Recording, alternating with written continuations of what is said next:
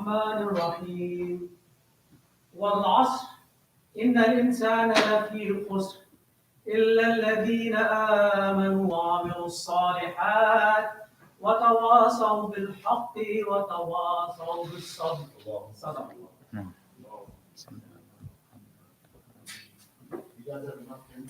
I do.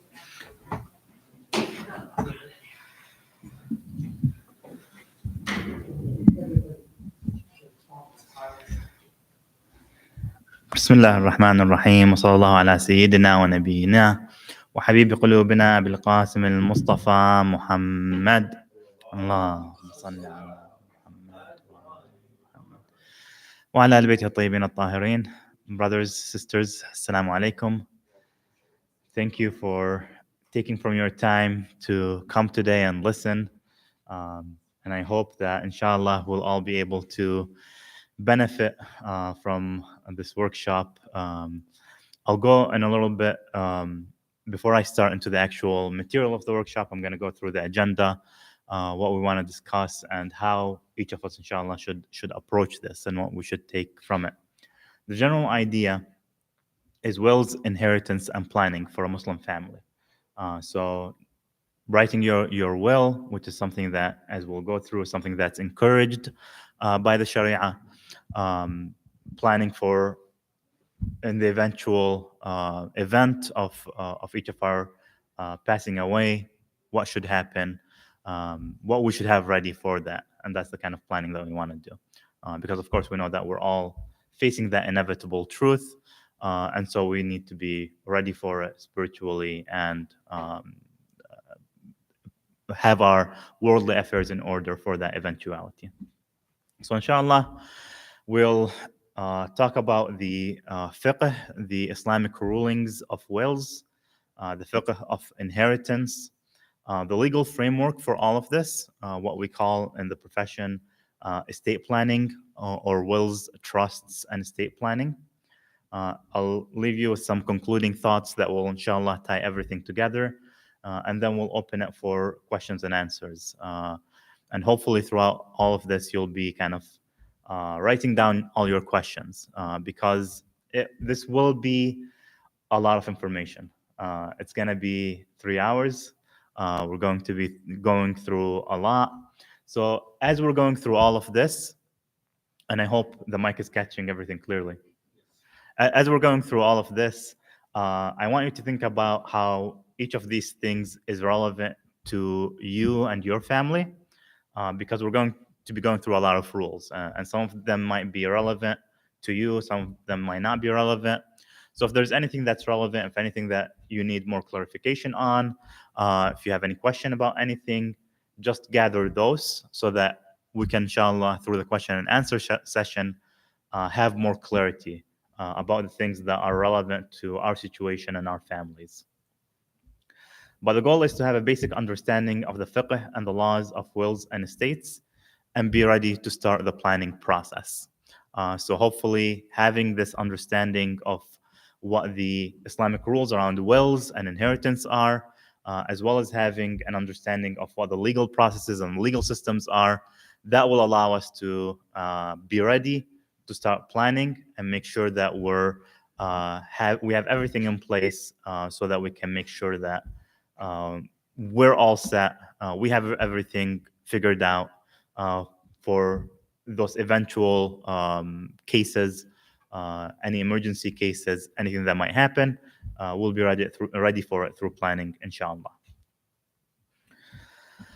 A little bit about myself. I'm a practicing attorney licensed in the state of Michigan. I'm not licensed in the states of Missouri or Kansas. And even if this was a seminar in Michigan, I would have to preface all of this by saying that none of this is legal advice. So yes, I am an attorney, but for me to give you legal advice, I'd have to sit one-on-one with you, make sure I fully understand your circumstances and your situation before I can give you true legal advice that's suitable to you. But this is for general informational purposes, and hopefully that general information will be beneficial to you. I got my JD from Wayne State University in 2014. Have been a licensed attorney since then.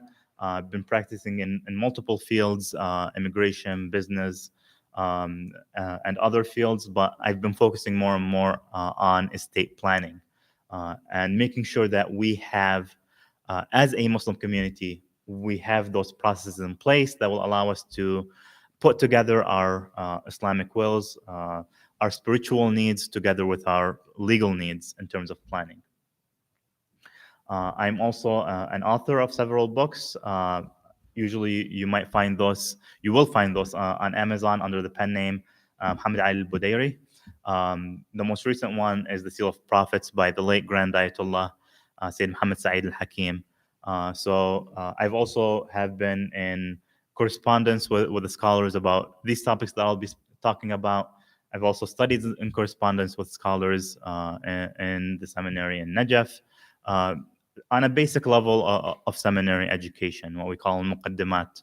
I've been through that process, so I have some credentials in this space as well. If you'd like to hear more about that, you can approach me and ask more questions, but just wanted to kind of put that out there to know, give a little bit more legitimacy to, inshallah, what I'll be talking about.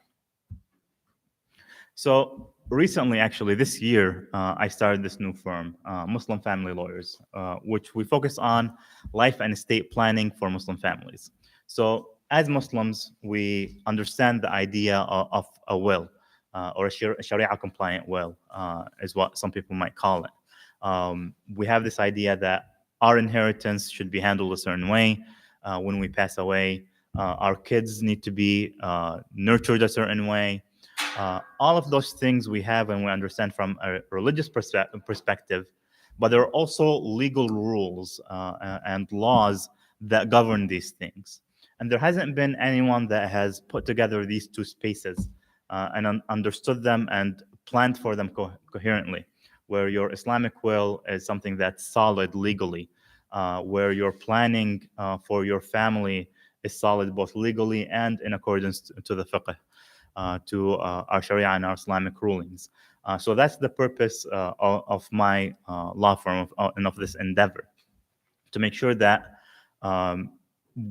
all of us as a community are set in terms of our spiritual and legal needs, and that those needs are understood coherently and planned for coherently and holistically. So with that brief introduction, inshallah, we'll start with the fiqh of wills, what's called in Arabic wasiyah. So Allah subhanahu wa ta'ala says in the Holy Quran that if any of us is approaching death, is anticipating death, or even if in our lifetimes, we should create a wasiyah. Normally we'll say write a wasiyah, but in Islamic rules, a will can be created verbally. So it doesn't have to be written, but of course, legally it has to be written down, and we'll get to those rules later.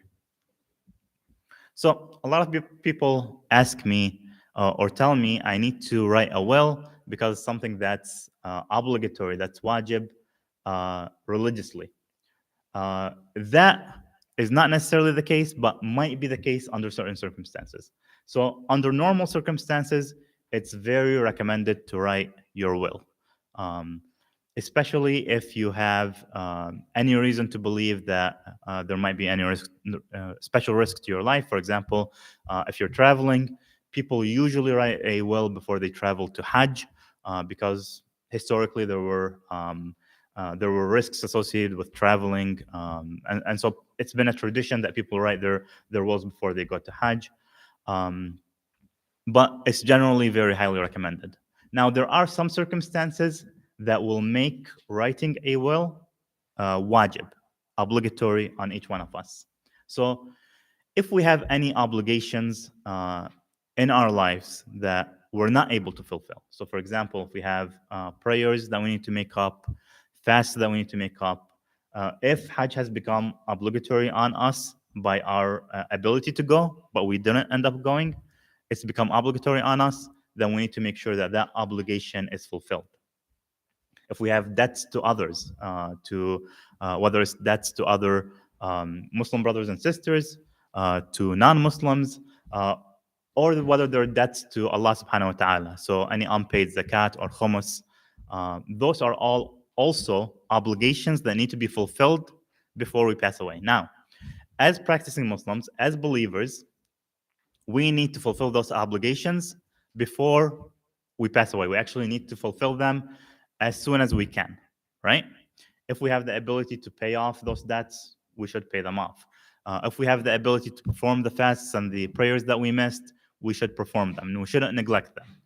However, if we're not able to fulfill them during our lifetimes, or if we foresee that we won't be able to, or if we're trying to plan for inevitable death, and of course, none of us knows when they're going to pass away, then we need to make sure that all of this is written down somewhere in a will where our heirs, our family members after us, can go back, can look at our obligations, and they can fulfill them on our behalf.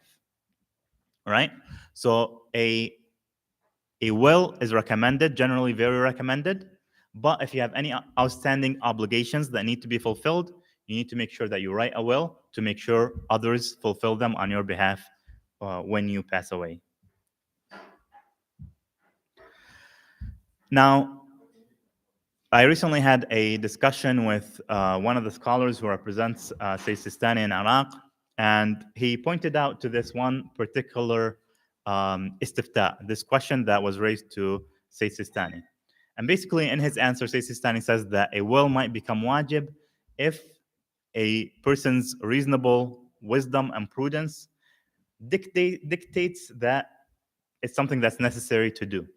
So what Sistani says, or what the questioner asked Sistani, he said, we live in countries usually that have inheritance and laws of wills that contradict our Islamic laws. So what is a person to do in those scenarios?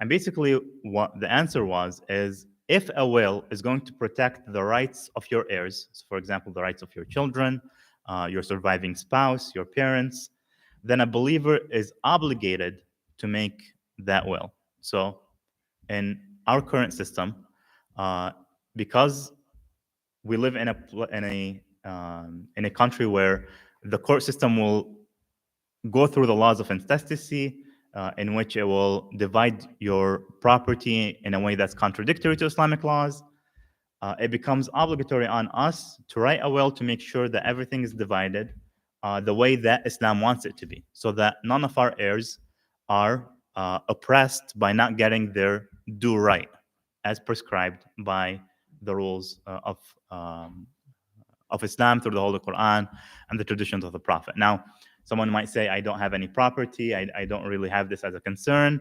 Then in that case, a will might not necessarily be wajib on you, still very recommended, but it's not wajib for you to create a will, because wisdom doesn't really dictate that you should be, that it's that necessary for you. So those are the general considerations when considering whether to make a will, an Islamic will, or not. And for most of us, a will should be written, or at least is very highly recommended. So who is able to write a will? So for you to come and kind of say, I want my will to be written, you would, number one, have to be of age, so of Islamic age, so having reached the age of majority of puberty, depending on whether you're a male or female, that's different, and that's another set of rulings. A person also has to be sane and reasonable. So under some circumstances, a person who is very wasteful might not be able to make a will, especially if they make wasteful directives in their will. So that's a very intricate ruling that we won't go into as well. Of course, a person also has to be acting freely and not under duress. So they can't be acting under either threat of harm or under undue influence of, for example, family members or others that are forcing them to write a will, or forcing them to write a will in a certain way, forcing them to leave something to someone when that's not really their wishes. So part of being able to write a will is having that free will, that ability to act freely and to dictate your own directives in what you want to happen with those different aspects that a will can take care of. Now, as I said earlier, according to Islamic laws, any words or actions that signify a will is enough to create a will. So if a person says, is my will that you do this, or is my will that my property be divided this way, or if they're on their deathbed and they tell you to do something that's generally understood to be part of a will, then that is enough to create a will in the Islamic sense. So any contextual indications that these directives should be followed after the individual passes away. So if he says, if a person is on their deathbed and they say, I want my house to be given to so-and-so when I pass away, then that's understood to create a will. How do we prove that a will was created? So if someone just said that they want their property to be divided in a certain way, how do we prove that? There has to be two just witnesses, two just male witnesses, and those are requirements that are included, that are recited in the verses of the Holy Quran, that there should be two just male witnesses that are witness to those directives and those commands that are given as part of a will. And it could be as little as one just Muslim witness, if the beneficiaries also give their oath. Now, this is how you would create a general Islamic will. If we're talking about wills in the legal sense, a will that's enforceable in a court, then that's going to have to be written down, signed, and there's also going to have to be witnesses. So it's not enough to just have a verbal will created. That might be enough for your spiritual needs, but not for your legal needs, right? And we'll go over those legal needs further down this workshop. Just a quick question on that, because Go ahead. signing alone is not necessarily, in the legal term, acceptable without notarization. So does it have to be notarized? That differs from state to state. Okay. Every state says, as far as to my knowledge, every state says that you need witnesses. Some states that you need a notary in addition to the witnesses. Some states don't require that, right? So in the state of Michigan, it's basically having a notary will give you some extra benefits in the probate process if something happens, but it's generally, for most states, it's not required to have a notary as long as you have witnesses. Just a notary only, and it is not on the legal system, still it be a valid of a person.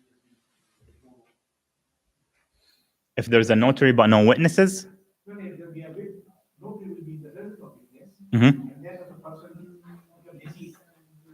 Will that will be still valid if it is not on the support?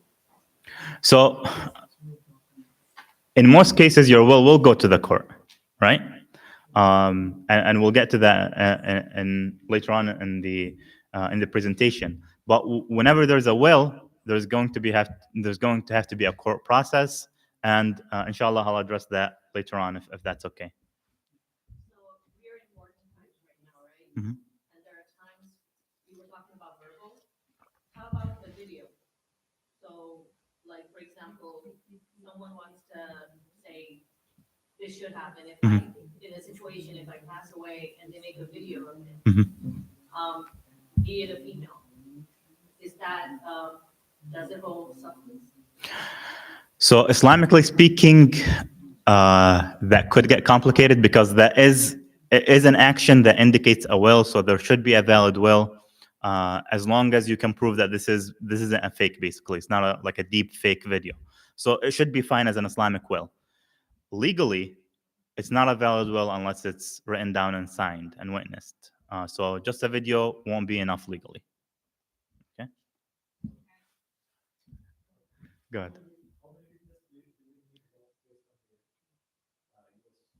Two witnesses. Yes. I just looked it up. Kansas and Missouri do not require notary. Okay. Let's just save time. Can you go to the question or further? I'm sorry, I started it. I'm bad at I'll correct myself, but just write the question in that slide, and That'd be great because again, a lot of these I might be getting to further on, but inshallah, just save your questions for later, and hopefully I'll be able to answer them if I haven't already.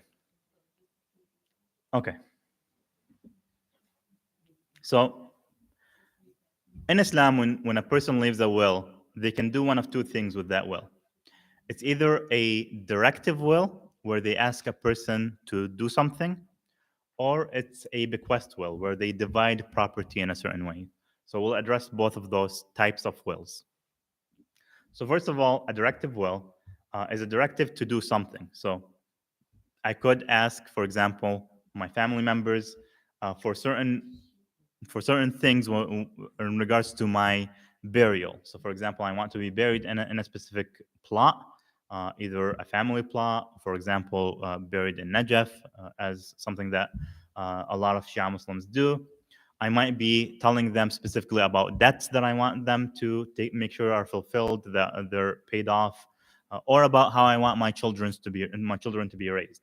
So I can give any directive in my will as long as there is a reasonable and a permissible purpose behind that directive, for something for them to do after I pass away. So, for example, going back to the example of children, a father can appoint someone to take care of their children, to be the legal guardian, to be the Islamic guardian of their child. However, in our Islamic laws, if a father is deceased, if they pass away, then the grandfather has the right to the guardianship over a child, the paternal grandfather. So as long as the paternal grandfather is living, a father can't give away that legal guardianship, that Islamic guardianship over their children. And as long as a father is alive, a paternal grandfather can't give away that guardianship either, right? So, but once one of them passes away, then the other can give that to whomever they see fit to raise their children. A guardian must neither be wasteful nor stingy in spending. So if I'm passing away and I give my brother, I tell him, hey, take care of my children, and here is the my property that you can take and you can spend from to make sure that my children are maintained and educated and they have a good livelihood, then the guardian must neither be wasteful nor stingy in their spending. So they have to be within the means of what people, of general lives of people. So if the norm in society says that a child of a certain age has certain necessities, then they need to make sure they fulfill those necessities, not more and not less. If a guardian is poor, they can also take a reasonable compensation for their service. If they're wealthy, they cannot, but if they're poor, then they can take some compensation, something that's reasonable to make sure to suffice themselves through that service that they're providing by raising someone else's children. Now, these directive wills, they have to be followed. So if I leave a directive for my brother or for my wife, then they have to be followed. Now, a person that I'm leaving a will to can reject that directive while I'm alive, right? They can tell me, hey, I don't want to do this. So they can reject it, but they can't reject it after my death. So if I told them, hey, take care of my child after I pass away, they don't say nothing, they don't say anything about it, I pass away, then it becomes their obligation to make sure that is fulfilled, either personally or make sure that someone else fulfills that role. So those directives are generally obligations in an Islamic sense. Going on to bequest wills, which is leaving property or a transferable interest to someone. So that could be real estate, that could be personal property, that could be a right to income from some kind of source, for example, profits from a business. And it must be something that has permissible benefit.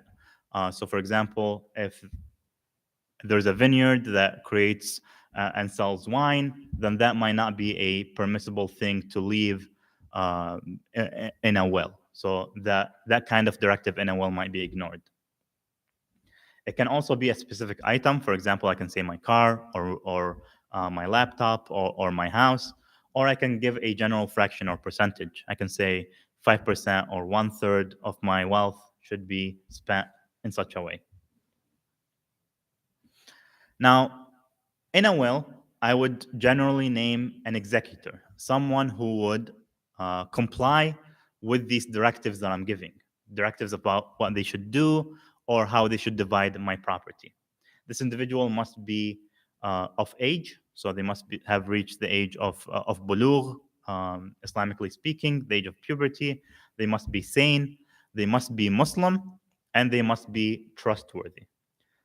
Because if you're appointing someone who's not trustworthy, then you're not making sure that your directives are being taken care of, because they might just as well ignore what you're asking them to do. You can appoint multiple people to act either collectively or independently. So, for example, you can say, I want my brother and my sister to both take care of my children collectively, so they both make decisions unanimously, or independently, so each of them can make decisions on their own. And whoever makes the decision first, their decision is the one that's going to be followed. You can also appoint multiple people to take care of different aspects of the will. So, for example, my brother will take care of my children, my sister will take care of my property or my business. So that can be done as well. An executor can generally reject that position. So that's what I was talking about earlier when I said during the will maker's lifetime, a person can say, hey, I don't want to comply with those directives that you're giving. And that will generally be a valid rejection of those directives or of that appointment as an executor. So even if those directives are, if those directives are something that's easily done, then those can't be rejected after a person's death. But if there's something that's burdensome on the individual, for example, if I tell my brother, hey, someone needs to do Hajj on my behalf, and I want you to do it personally, then they can, even after my death, they can reject that if they don't want to personally go and perform Hajj on my behalf. Of course, an executor can take reasonable compensation for their services. So if it's going to take time to assess property, to divide it, and things like that, then they can take a reasonable wage for that service. What if a person does not appoint an executor? So what if they say that I want my property to be divided in a certain way, but they don't say who has the authority to make that division or who has the authority to raise their children? In that case, then it's up to what we call Hakim al-Shar'i to comply with the will. Hakim al-Shar'i being a jurist who is learned in the rules, the Islamic rules of fiqh. Generally, someone who is within the vicinity, the geographic vicinity, or it could also be someone who's outside. That's not necessarily a condition, but that's usually what happens. That people will go to the most knowledgeable person in their area if they are someone who is a mujtahid, who is able to make those decisions of Islamic law. Then that mujtahid can appoint someone, that Hakim Shari can appoint someone to take care of those things for the deceased. If there isn't anybody available that is of that status, being a mujtahid, you can't reach someone like that to be able to appoint someone to take care of those things, then it becomes the burden of us believers as a collective to make sure that we do those things. So, for example, if someone passes away, they need to be buried, there isn't a local scholar or jurist who can take care of the washing of the body and the burial of the body, then it's our obligation as a community to make sure that it's done. It's all our obligation collectively to make sure it's done. Once one of us steps up and does it, then that relieves the rest of us of that obligation. So that's the general idea when it comes to that. Now, when it comes to the wills, I've been talking about how a person can divide their property in a will. However, there is a major restriction on that ability, which is a will must not exceed 1/3 of the person's estate, 1/3 of the person's property that they're leaving behind when they pass away. The remaining 2/3 have to be divided in accordance to the laws of inheritance. So there are specific laws that are in the verses of the Holy Quran, further outlined in the hadith and the narrations of the Holy Prophet and the companions, that give specific shares to specific individuals. That 2/3, that part of 2/3 of that property has to be divided in that way. The remaining 1/3, you have the right to allocate it in whatever way you wish, to family, to friends, to charity. That is basically up to you. Generally, if you want to exceed that 1/3, then you would have to get a waiver, consent from your heirs to be able to allocate more than 1/3 through a will. So, for example, if you want half your property to go to charity, you have adult sons that are going to be your only heirs, then you should get their waiver and their consent either before you die, or your executor will get their consent after you pass away. And then your property can be divided in that specific way that you asked for. If they don't give their consent, then that's up to them. They don't necessarily have to comply. Or if one of them gives consent, the other doesn't, then one of them will be treated in accordance to the 2/3, the 1/3 rule, and the other will be divided. The one who gave consent will basically give up that half. So it depends on who gives consent as to what. So each individual has that the right to make that choice in regards to if you're trying to allocate more than 1/3 of your estate. Now, before we even get into dividing the 1/3 versus the 2/3, there are certain obligations that are given priority, that have to be paid off, that have to be taken care of before your property is divided. So the first thing that's taken care of is your burial. You have to be washed, you have to be buried in a plot of land, something that's reasonable to someone of your status within society. So it can't be you can't be buried in a place that's unacceptable for a Muslim, or that's unacceptable to someone of your status in society. All of that comes with cost, and that cost comes right off the top when you're looking at a deceased individual's property. Then you pay back the debts you had to other individuals, and the debts you had to Allah subhanahu wa ta'ala, which include zakat, khumus, as well as the obligatory Hajj. If Hajj became obligatory on you and you didn't perform it, then that comes right off the top too.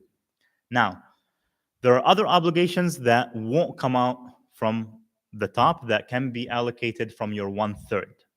Okay? So, for example, if you missed some fasts that you weren't able to make up, if you missed some prayers that you weren't able to make up, you can say, hey, take from my 1/3, pay someone to do them on my behalf. And that can be part of your will. A person can also specify that, hey, I want my debts, my zakat, my khumus to be taken care of and paid out from my specific 1/3, and that the other 2/3 be allocated to my heirs. That's something that a person can do in their will, but not necessarily the case.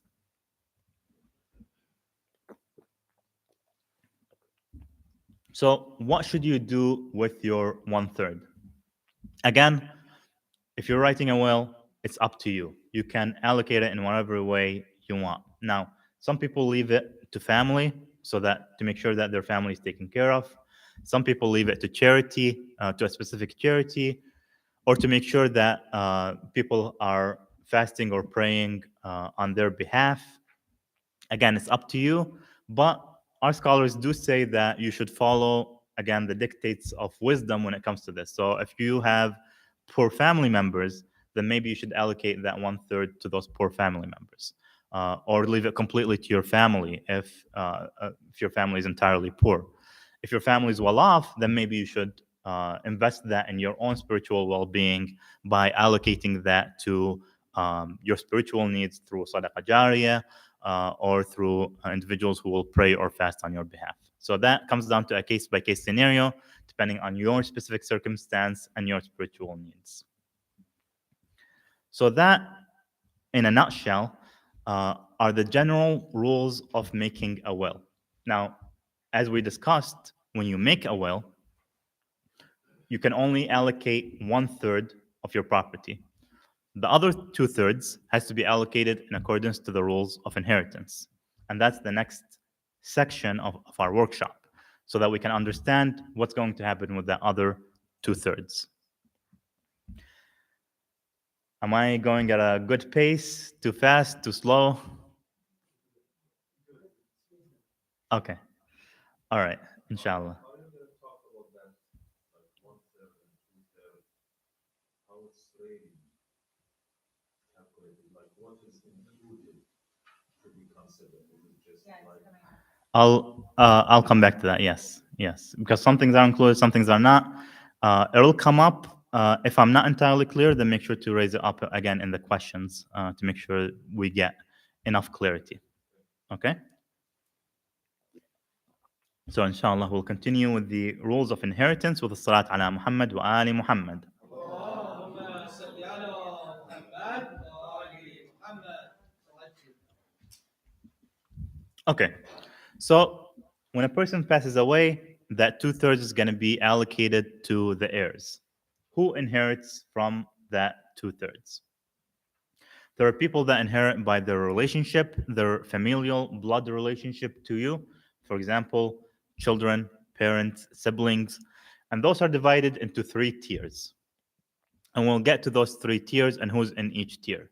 But as a general rule, if there's anyone that exists in the first tier of relationships, then no one from the second tier will inherit. If anyone exists in the second tier, then no one from the third tier will inherit. And then there is inheritance by cause, which is basically the only relevant thing for our purposes is the inheritance of a spouse. So when a person passes away, their spouse gets a specific share. That specific share is dictated by the verses of the Holy Quran, and we'll get to that, inshallah. Now, if there is no heir, if there isn't anyone that's related by family, by blood, or by cause like a spouse, then the imam will inherit that individual, which means that their property is going to go to the community and for the causes that the scholars dictate that are in service of the imam and the religion. So this is what's called a table of consanguinity. I always mispronounce it, so forgive me if I've done that. But basically, this outlines the familial relationships that an individual has. Okay? So the person here outlined in green has a whole set of degrees of relationships. The boxes outlined in red are the first tier relationships according to the Islamic rules of inheritance. So a person's parents, their children, grandchildren, great-great-grandchildren, and so on down that line. So children and any of their descendants. The second tier would be the ancestors of their parents, so their grandparents, great-grandparents, and so on, and their siblings and their descendants, so brothers, sisters, nieces, nephews, and so on. And the third tier is everything basically that's in white. Every family relationship beyond the point of either direct ancestors or nephews and their brothers and sisters and their descendants. Now, where does this end? Because it could theoretically go ad infinitum. It could go to any certain degree of relationship. Now, according to the rulings of Sayyid Sistani, that goes in accordance to what your social norm dictates. Whether your social norm dictates there's a family relationship at that point. So let's take relationship at the bottom right here, number 11, which is a third cousin thrice removed. If you were to meet this person in the street, would you even recognize them? would this be a person of a family relationship to you? That person wouldn't inherit from you, right? So we'll go through the first tier relationships, and we'll spend a lot of time on trying to understand the rules associated with the first tier, how that works. We'll go a little bit into the second tier. The third tier, we won't really address the rules that concerns this, because I'm going to assume here that most of us will have first tier or second tier relatives that will leave an inheritance to. So third tier doesn't come into play for a lot of us, right? So it's not really, those rules aren't really very relevant, so we won't address them in details. Now, for those three different tiers of relatives, there are different types of shares. Number one, there's what we call al-furud or al-fard, singular, the obligatory shares, which are shares dictated by the Holy Quran. So Allah subhanahu wa ta'ala in certain verses of the Holy Quran says, for example, if you pass away, you have an only daughter, then your only daughter gets half of your property. That's basically set in stone, and that doesn't change. Those are obligatory shares that are to be divided when that scenario exists, and we'll go through all of those scenarios. Then there are additional shares.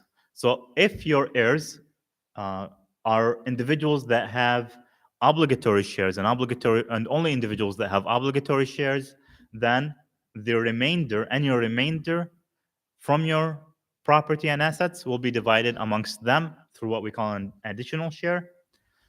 And then there is a certain group of people that are related to you family through blood, but they don't have an obligatory share stated in the Holy Quran, and so they inherit what's called a by qaraba or by family relationship, a familial share.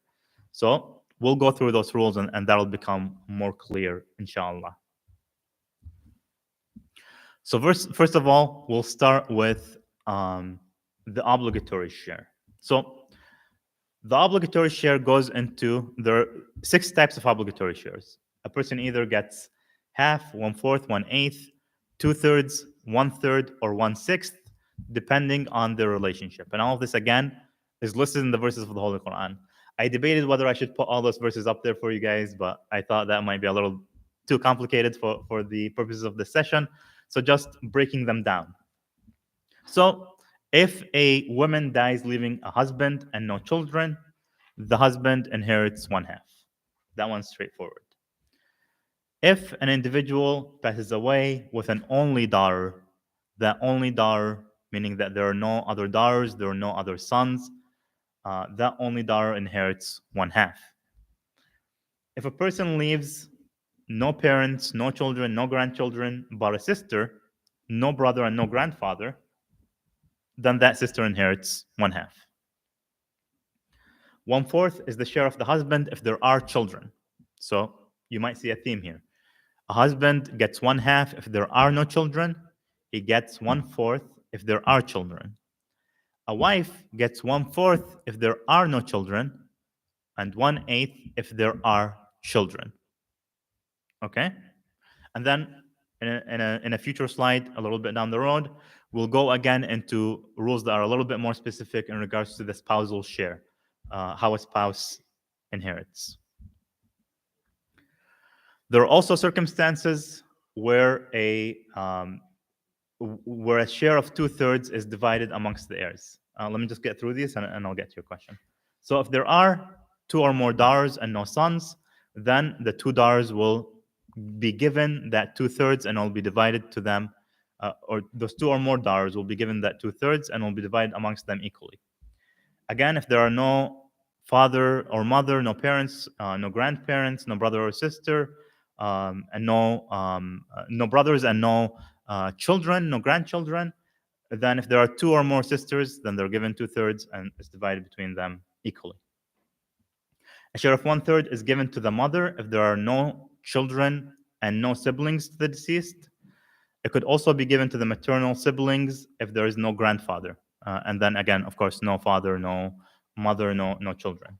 And then a share of 1/6 could be given to either parent and to the mother in certain situations, and to the maternal brother and sister if there are no grandfather or other relationship from the first tier. These are all, again, laid out specifically in the Holy Quran, and they can't be deviated from. You had a question? I assume you are talking about the two-thirds of the whole will, right? Yes. Not the first third that will maker can. Yes, we're talking about the 2/3. So when we're talking about an only daughter gets 1/2, she gets 1/2 of that 2/3. So she gets basically 1/3 of the whole. But these fractions are in regards to that 2/3. Okay. The math does get a little bit hazy at this point, but you kind of have to keep track of all of that. Okay. There are some softwares, nothing that I've come across that does it in accordance to the Fatawa of Sayyid Sistani. There are a lot of there are some softwares from other Islamic schools of thoughts. Sunni Madhahib do have some more accurate softwares. Nothing that I've seen that I can recommend. That is, I have been working with someone who might be doing something like this. So if that gets published, then I'll make sure to push that forward to you guys. Is it obligatory to give whatever is there for husband, or it's open, like our discretion? No. So when it comes to those obligatory shares, it's obligatory. It has to be done because, again, the Holy Quran says that this is what gets left for the husband. Now, if we go back when we talked about the heirs and how they could waive their right, then yeah, the husband could waive his right to that 1/2. Yeah, you can get a waiver from your husband, and he can't. At that point, if they gave a waiver, then they don't have. Then you won't be obligated to leave that to them. But then that becomes very circumstantial to your specific family. Okay. All right, more math. So what if there's a remainder or a shortage? So what if there's a shortage? So for example, let's say a woman dies leaving a husband who gets 1/4, 2 daughters who gets 2/3, and 2 parents which get 1/6 each. Okay, so these are all specific obligatory shares as dictated in the Holy Quran. Those shares add up to 125%. How are you going to take that 2/3, that pot, and divide it into 125%? Our scholars say that the shortage will be deducted from the share of certain individuals within the tier. So, for example,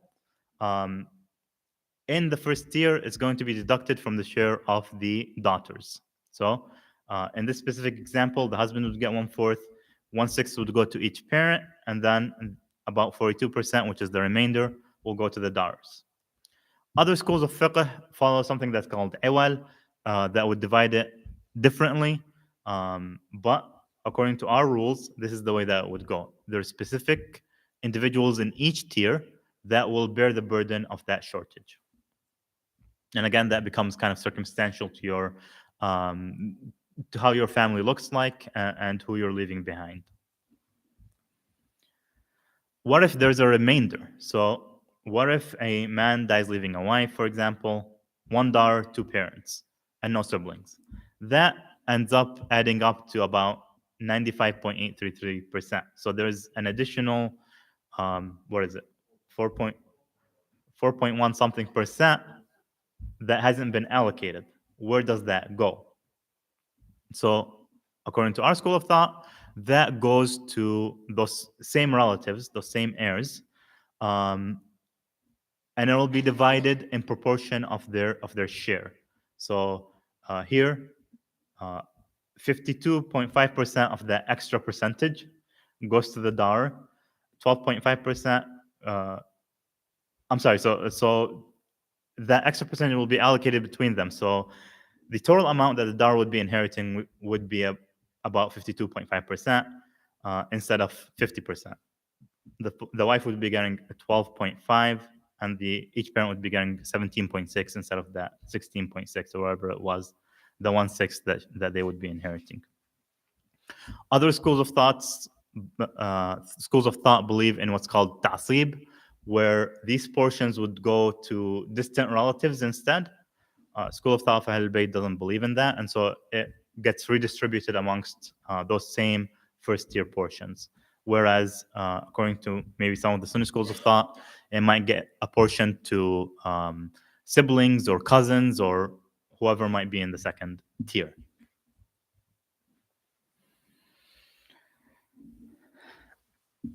Now, what if the deceased had siblings? I mentioned siblings in those previous examples, even though it seemed like the siblings weren't getting anything. But what if we assume there were siblings? There is a specific rule when it comes to the mother, which says that a mother would either get 1/3 or 1/6, right? If there are certain circumstances where the mother would get 1/3, but if there are siblings, that 1/3 portion would be cut down to 1/6, even if those siblings weren't inheriting something. Those are specific rules that are maybe an issue of dispute among some of our scholars. So I wanted to put it out there. Again, as I'm going through all this, if you feel like something is very relevant to you, if you're maybe facing a similar circumstance, then maybe this is a red flag for you to a flag for you to make sure that to ask further about this, to make sure that you're resolving something that's relevant to you. If it's not relevant to you, then I won't be going into the details of it because, again, it's an issue of dispute and it's not relevant to many of us. Okay? Now, going back to that familial share. Everything we've been talking about has been about the furud, those obligatory shares mentioned in the Holy Quran, and how they should be divided. There are certain family members, first-tier family members, or other-tier family members that could inherit, but they don't have a specific share mentioned in the Holy Quran. So, for example, a son isn't mentioned. An only daughter is mentioned in the Holy Quran, but an only son is not. Or multiple sons, or sons and daughters. So what happens in those scenarios that aren't mentioned in the Holy Quran? That amount is taken and distributed to the individuals of that tier, but it's not distributed equally, it's distributed with preference. And that preference comes from the verse of the Holy Quran, which says, that a male inherits what amounts to 2 shares of a woman, right? So a man gets double the share of a woman when it comes to that tier of inheritance. So in the example, if a husband dies leaving a wife, a son, a daughter, both parents, and no siblings, then the wife would still get 1/8 per the obligatory share mentioned in the Holy Quran. The parents would get 1/6 each per the obligatory share, but the remainder would go to the son and the daughter. The son would get twice the amount that the daughter would get.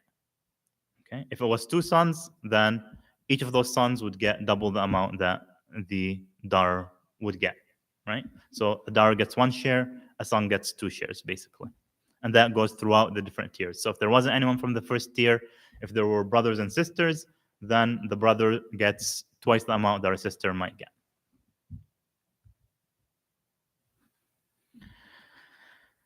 Now, when it comes to grandchildren only inherit if there aren't any surviving children. They're still considered of the first tier of heirs, but they won't inherit if there are any surviving children. Your grandchildren don't get anything if your children are still alive. But if your children are no longer alive, they step into the shoes of their parents. All right. So if you had, for example, you had an only daughter who passed away, leaving 2 sons, then that 1/2 that was meant for your only daughter would be divided amongst her children.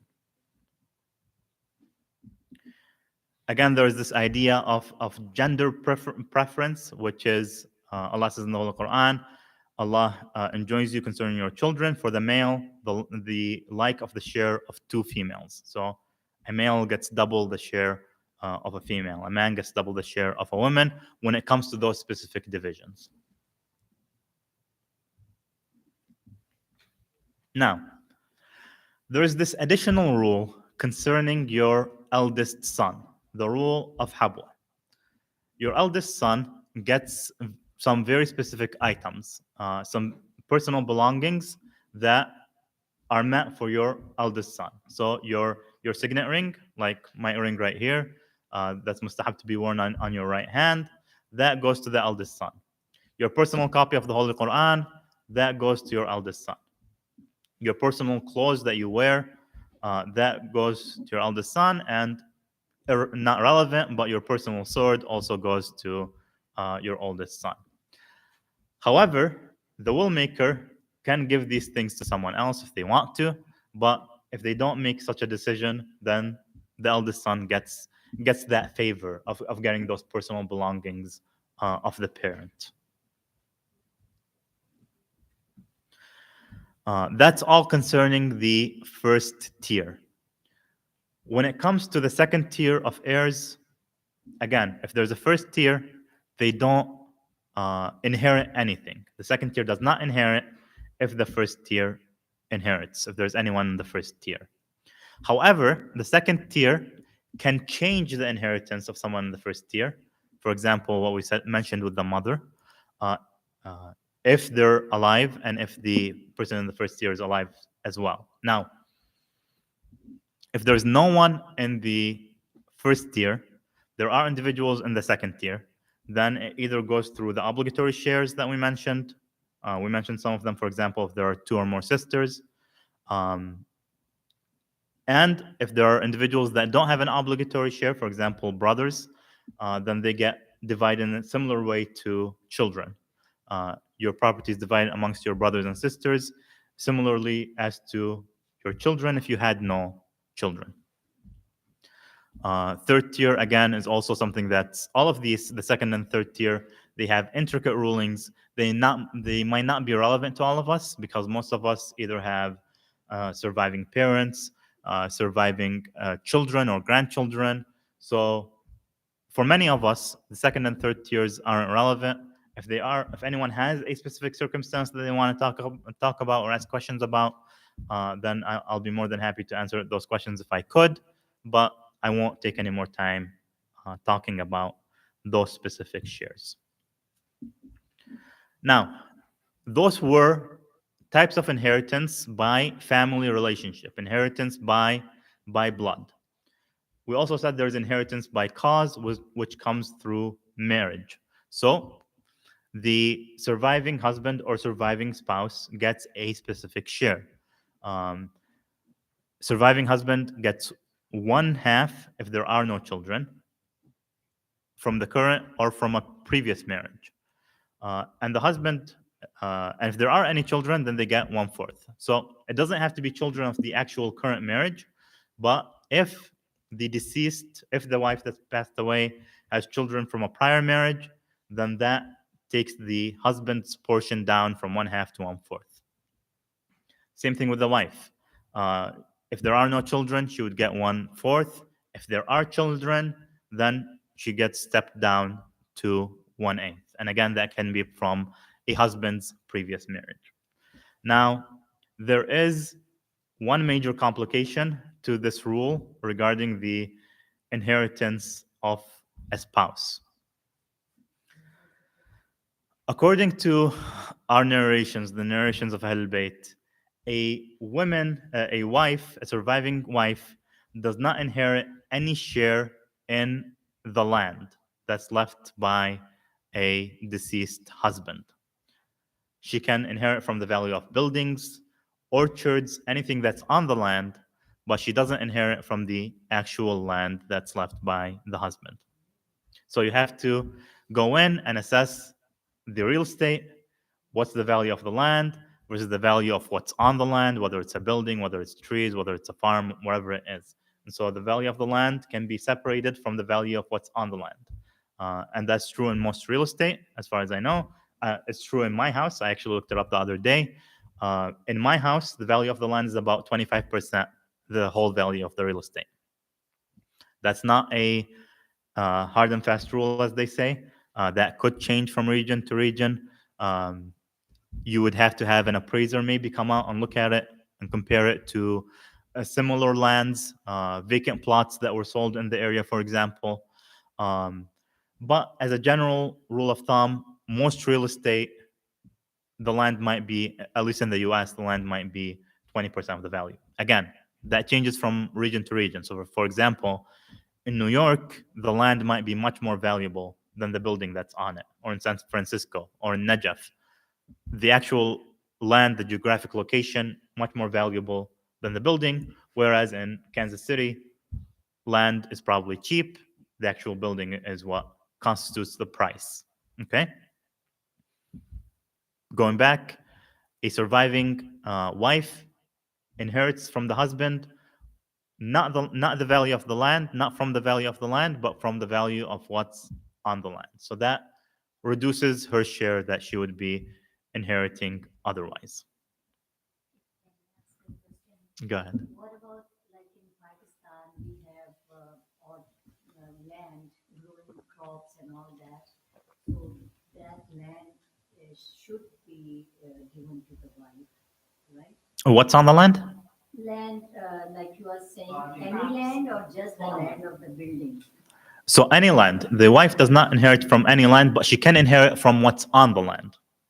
Okay? So like the land with the crops and all that, she cannot inherit that? So she can inherit from the crops, from the yields of the orchards or the farm or the pastures or wherever it might be, but not from the actual, they say, the dirt of the land.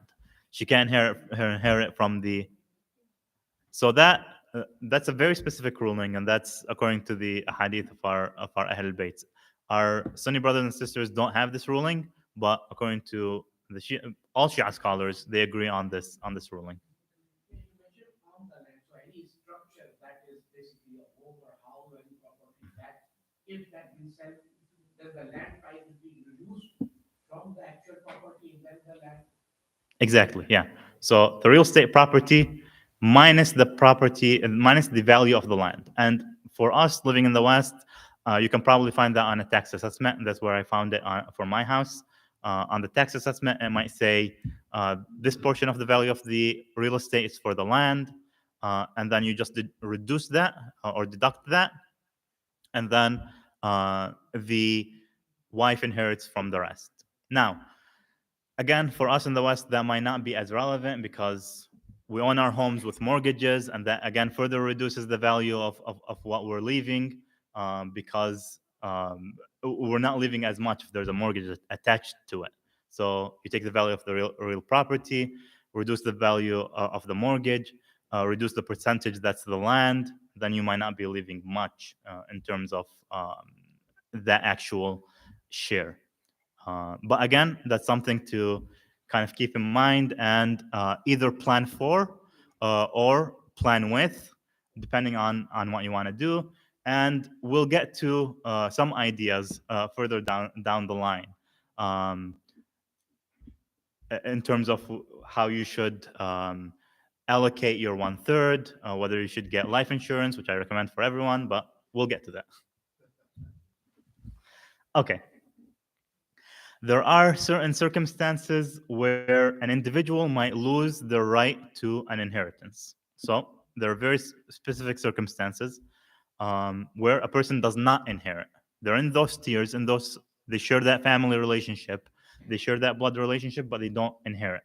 So a disbeliever does not inherit from a Muslim, whether that disbeliever was born a disbeliever or whether that's someone who converted away from Islam or accepted another religion.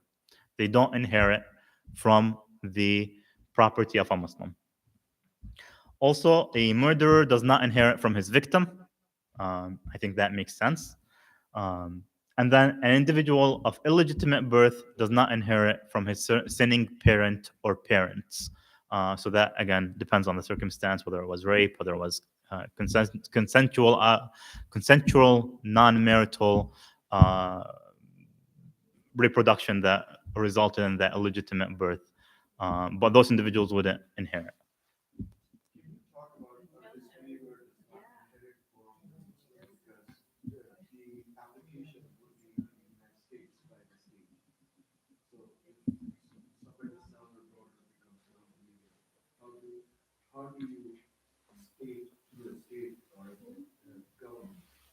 Okay, so in terms of that, what you can do is, so number one, we're talking about the Islamic clause. So in Islamic clause, a disbeliever does not inherit from a Muslim. Now you have to go back and look at your state laws, the laws of your jurisdiction, and see how you can make sure that your property is allocated in a way that complies with the fiqh rulings. So if someone in the family is not a believer, then your will should disinherit that person, right? And that could depend on the laws of the state, whether you're able to disinherit completely, or whether there is a specific minimum that you need to give them. That differs from state to state. So, for example, I can tell you about the state where I practice in Michigan. You might not be able to, let's say my son left Islam and adopted some other religion. I can't fully disinherit them according to the laws of the state of Michigan, but I can, for example, leave them something minimal, and that will be enough for them to basically lose out on their share. So if I leave them a $10 bill, that will be the entirety of their inheritance, and then they can't claim more. So there are certain ways of working around the legal structure to make sure that the Islamic rules are being complied with. The disbeliever is non-Muslim, not disbeliever. Disbeliever is different than non-Muslim, right? Yes, So here you mean this non-Muslim. that's a good point. Yes, any non-Muslim, anyone who rejects Islam, and there are detailed rules as to what that means. But basically, anyone who adopts a certain other religion or rejects Islam or a major and essential component of Islam, then that person would be regarded as a non-Muslim who wouldn't inherit from a Muslim. Haj Abu, Dr. Abu Ali, did you have a? Okay. That's about the two-thirds. That's about the two-thirds. This is actually a very good question because they don't inherit from your two-thirds, but if you still want to leave them something from the one-third, that's up to you, right? Or the law will force you to leave, but again, it depends on the law of the state. There's usually a way to work around it. Actually, when it comes to the law, for most states, there's probably a way to work around it unless it's a spouse. Spousal shares are something that's a little more strict when it comes to the U.S. legal system. Would that also apply to the individual in this regard? Yes. So that applies to the individual of illegitimate birth as well.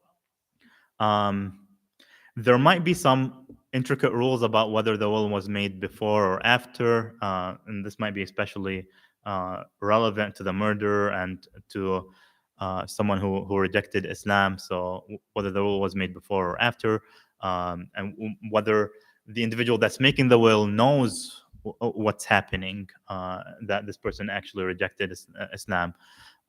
So that could be intricate rules that are on a case-by-case basis. We don't really have the time to go through those fully. Okay. I have a few example problems if you guys are willing to go through them. Yeah, I think we have time for it. But if you guys are willing, we'll go through those example problems. Okay. So Abdullah dies leaving behind both parents and his wife, no children and no siblings.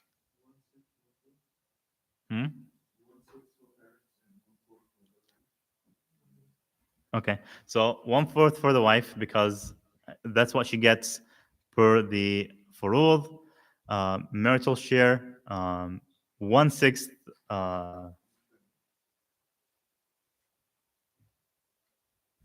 That is not. That's not the case. So when it comes to the parents,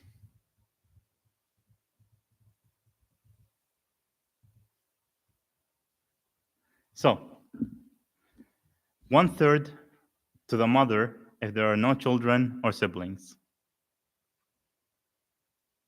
right? So You have the wife who's getting 1/4. You have the mother who's getting 1/3. Where does the rest go? The father. The father doesn't have a specific obligatory share that's given to him. And so what he gets is the familial share, which is basically the rest. Right? So 1/4 to the wife, 1/3 to the mother, and the rest to the father. That's how that specific scenario would play out. I'm sorry, just to clarify, earlier, if there's a wife with no children, it was 1/4. Mhm. Is this because there are parents, then it goes to 1/3? No, the wife gets 1/4 if there are no parents. So if no. The wife is still getting 1/3. But if they're. Appoint. I think I'm confusing the fractions now. The wife gets 1/4. The wife gets 1/4 if there is no children. If there is no children, the wife gets 1/4. She's getting 1/4 in this scenario. Okay, so 1/4, not 1/3. 1/4. The mother is getting 1/3 because there are no children and no siblings.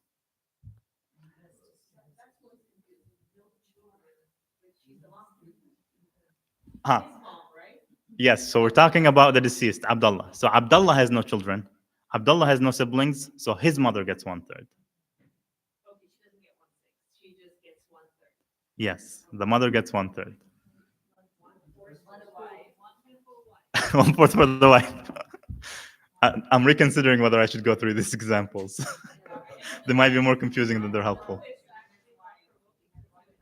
Okay.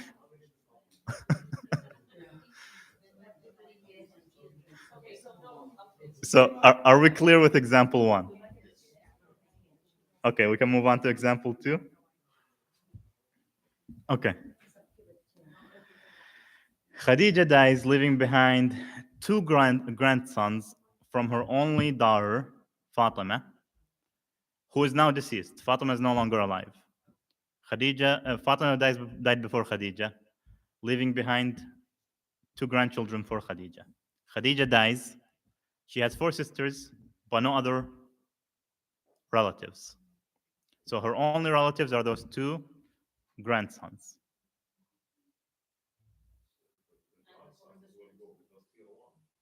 Mhm. Yes. So the grandsons get everything. Why? Because they're the first year. We'll keep it simple. Because they're the first year. Okay, problem 3. Amina dies, leaving behind 2 grandsons from her daughter Zahra, who's now deceased, a granddaughter from her son Ali, who's now deceased, and 4 great-granddaughters from her grandson. I think the grandsons get it just because they're boys. That's not how it works, actually.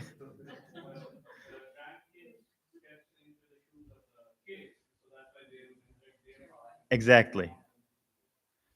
The grandkids steps in the shoes of the kids. Okay, so the granddaughter steps into the shoe of her father Ali, and the grandsons step into the shoe of their mother Zahra. So in this situation, Ali and Zahra, if they were alive, Ali would have gotten 2/3. Zahra would have gotten 1/3. Zahra's 1/3 is going to be divided between the 2 grandsons, and Ali's 2/3 is going to be given to his granddaughter, to that granddaughter. So in this scenario, the granddaughter is getting the most, right? So it's very circumstantial, very circumstantial. It depends on your actual on the makeup of your family, and this is why, again, at the beginning I said, look at these, try to understand and see what's relevant to you.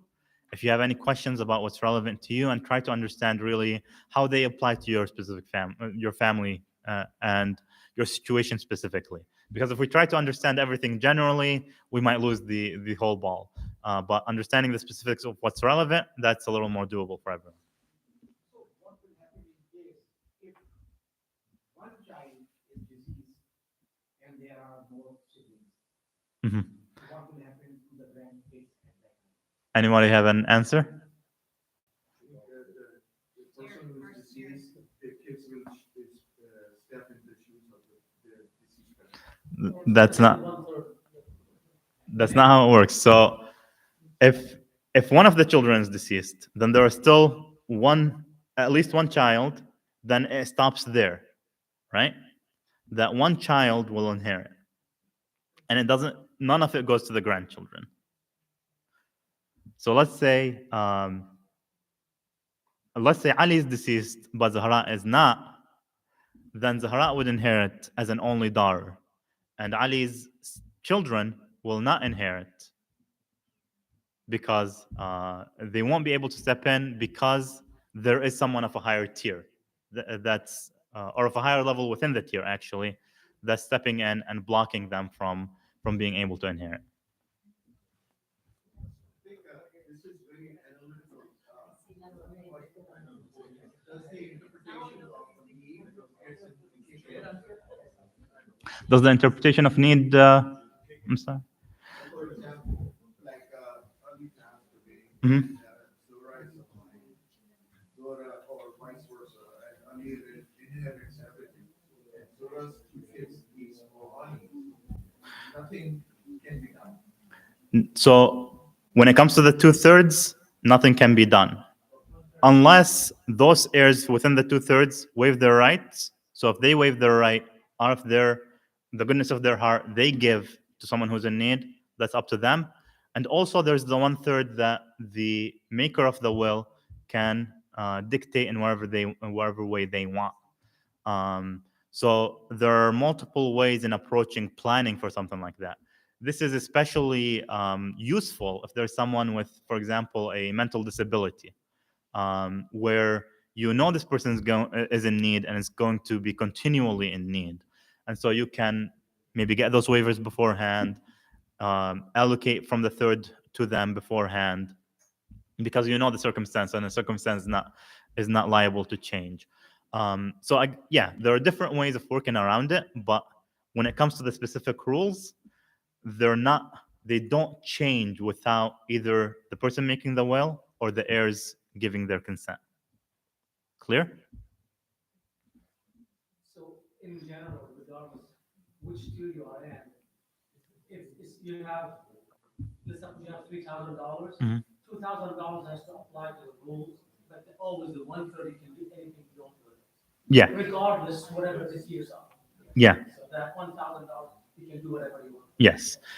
Of course, that's $3,000 after having paid the burial stuff and the obligations, and so that's the pot. You divide it 2/3, 1/3. 1/3 you dictate. 2/3 is to the heirs.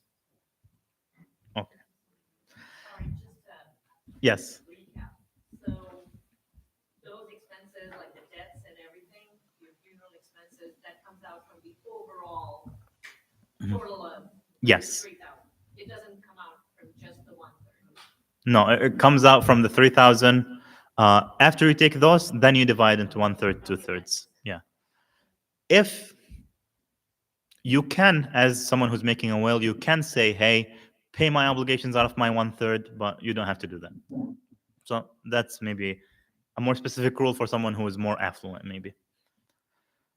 Yes? I have one question. In the case, say, in Venezuela, state and many other countries, which is going on now, that the husband and wife are both are working. Mhm. They have a joint account, they are purchasing the property together. How law of inheritance can run in those That's what we need. So, I think I have a slide on this somewhere.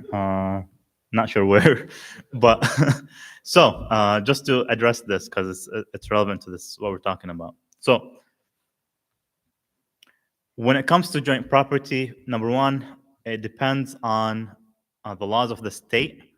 In most states, joint property has rights of survivorship, which means that once one person dies, it goes completely to the other person, right? Our scholars don't recognize that type of property system. And they say that if you own it jointly, that means you own it 50-50 or whatever other division that you have agreed to or that reflects your ownership, right? So if a house is owned by husband and wife, husband passes away, then 50% of the house needs to be divided in accordance to all these rules. Okay?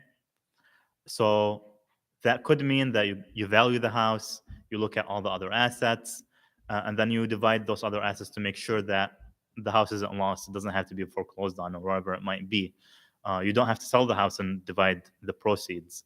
But yes, you would look at it as 50-50, and then you would divide it in whatever division is required by these rules. And again, actually, moving on, maybe there are some ways that you might be able to to work around some of these things by through some non-inheritance devices.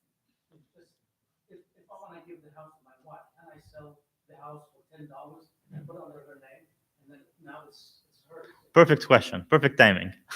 So next slide. Hiba, or lifetime gifts. So you can, during your lifetime, voluntarily transfer property to someone else. And once it's transferred, once the other person takes possession of it and the transfer is complete, then it's no longer your property and you don't have to worry about that division.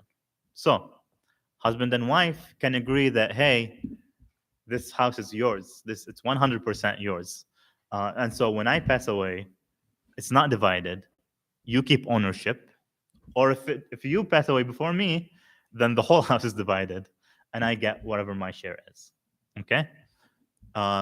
It might not be as effective in a house, or it might be effective depending on your certain circumstances. But the general rule is gifts made while you're alive basically remove that item from your property, remove that asset from your property, and then it doesn't have to be allocated in that certain way.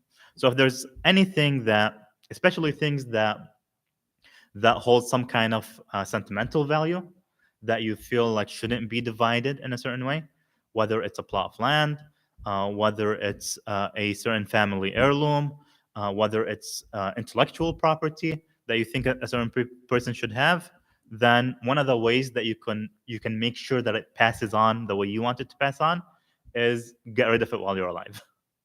Pass it on while you're alive.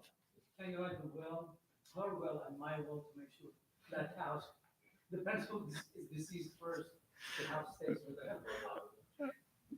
You're getting tricky. Engineers, exactly. I'm sorry, I think sister raised her hand first. So, if in our lifetime, we give the property and all the assets to daughters, so then all the shares can be cancelled, not to give to parents, to husband, or whatever. Exactly. Of course, you should be just in your actions and your divisions. So you can't leave everything to your daughter and leave your son poor, but you can allocate it in a way that both are taken care of. But yes, generally speaking, you can, for example, transfer your house to your daughter, gift it to your daughter, and then it would be her property from then on, and so it wouldn't be divided as inheritance. Of course, make sure this has more to do with the American legal system, the U.S. legal system, but make sure that that daughter is of age and not a child, a minor, and then you wouldn't be creating extra complications. Is there a percentage or any cap on this lifetime risk? It can be of any value? There is no set percentage.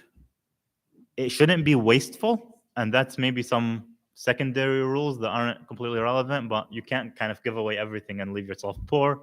But there isn't any specific caps. When you compare it to the legal system, there might be taxes that might be relevant to gifts that are made. Inheritance law and taxes paid or different. Estate taxes, gift taxes, that might be relevant. We'll get to a portion of that later on, but Islamically, no, there is no cap, and there is no tax on it. And the other scenario where you say, assuming the deed is made with the rights of survivorship, and if it is a legal deed, and if it's a self-revoking deed, filed within 6 months of a disease, all that scenario fails.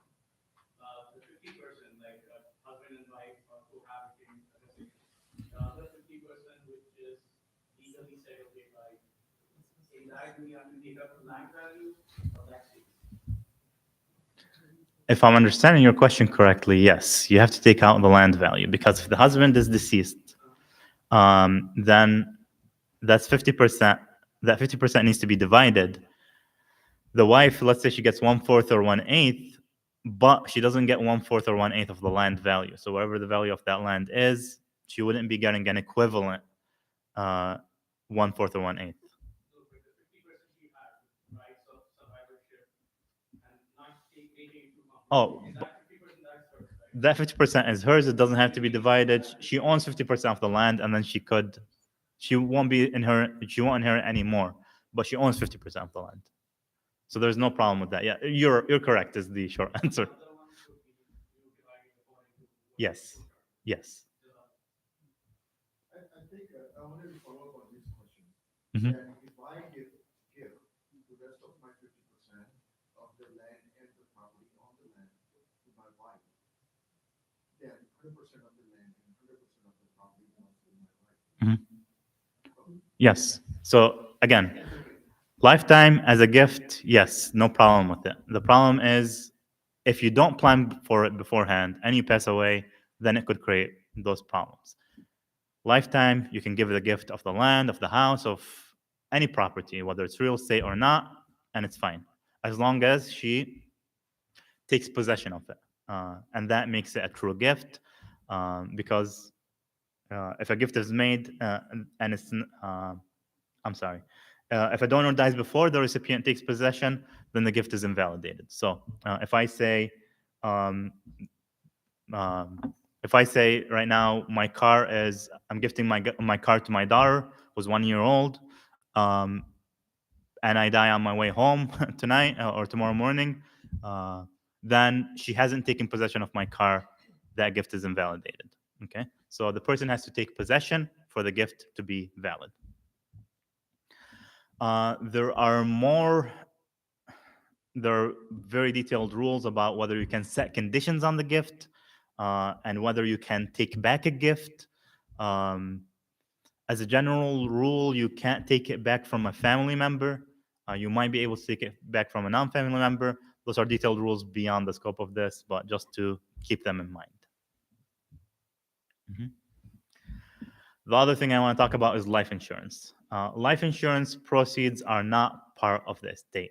So they are not subject to the 1/3, 2/3 division. So if you have a $1 million policy that states that your wife is the beneficiary, she gets that full $1 million. She might have to pay taxes, she might have to pay khumus, but that's her property, and it doesn't have to go through that 1/3, 2/3. It doesn't have to go through her 1/4, 1/8 division. It is divided in accordance to the in accordance to the policy, in accordance to the actual life insurance contract, and who you state is the beneficiary. And you can assign whatever beneficiary you want, whether it's your wife, another family member, a charity. That's completely up to you. And the Islamic rules do not say anything about life insurance other than that the rules of our scholars, the istifta'at, the questions that they're asked about this issue, they say yes, it's fine to own a life insurance policy, and you can name whoever you want as a beneficiary.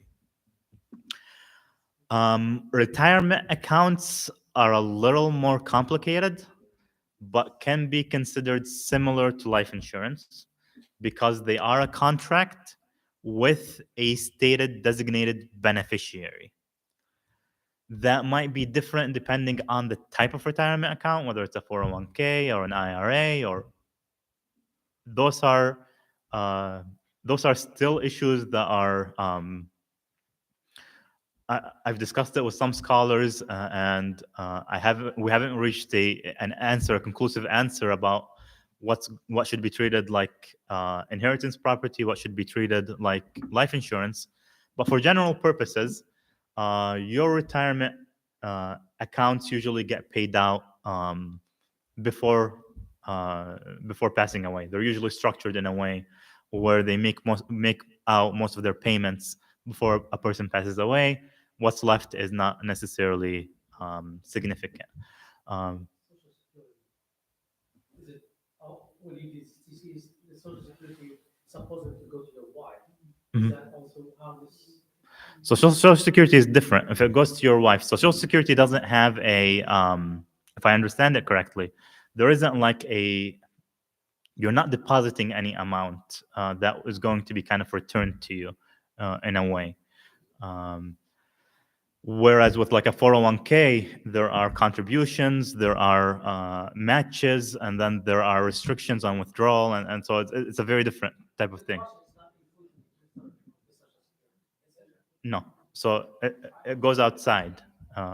It's not divided in the 1/3, 2/3. But if you've already retired and you don't have any more going into the 401k funds, how does that considered as your total income, total property Do you have the right to withdraw fully with penalty?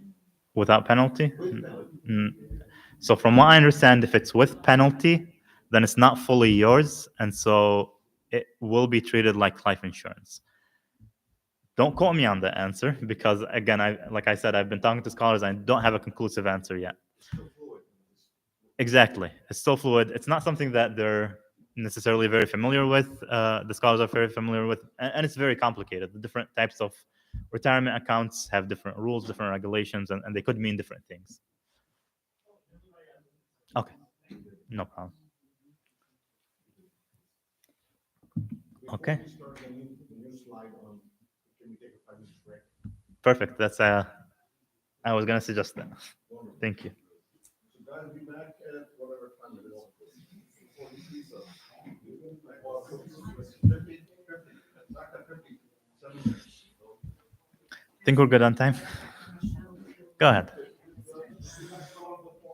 that problem, grandson, Mhm. daughter. So the individual is leaving to the grandchildren because they stepped into the child role, right? Yeah. Based on their parents.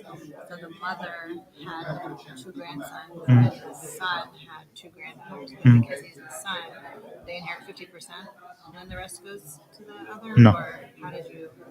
So if Ali and Zahra were living, so let's say Ali plus Zahra, if they were living, he would get 2/3 and she would get 1/3, right? Because he would get double her share. All right. So that gets divided. So she has, he has one daughter, so that's one. I misspelled that. And then that gets divided between the 2 grandsons. So the granddaughter is getting 2/3, and each of the grandsons is getting 1/6.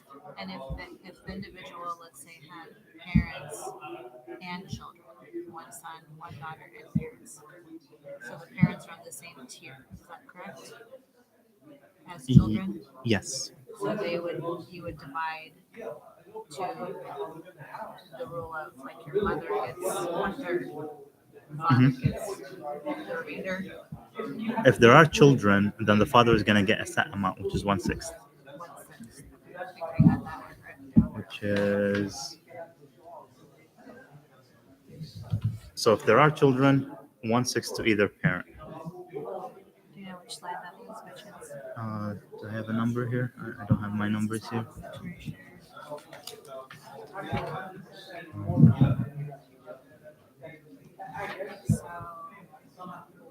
this one. This is the next one. This one. So if there are parents, then they get 1/6. Yeah. If there are children, then each of the parents gets 1/3. So if there are children, then each of the parents get a third or sixth. A sixth. A sixth. And if they're, then the children get what? It's like if there was parent, there was individual, had son, had daughter, and then both parents, right? Yeah. So the parents get 1/6 each, Okay. and then what gets distributed here? So is there is the individual male or female? Do they have husband or wife? Let's just say they have, okay, like let's say the husband dies, and they leave wife, son, and daughter. So So wife gets 1/8, Mhm. and then the son and daughter divide the rest. And the parents don't apply? No, the parents get Still 1/6 apply. each. Mhm. So then how do you divide, like, how do you calculate it? So You would just do it based on 100%? basically, yeah. Okay. So let's say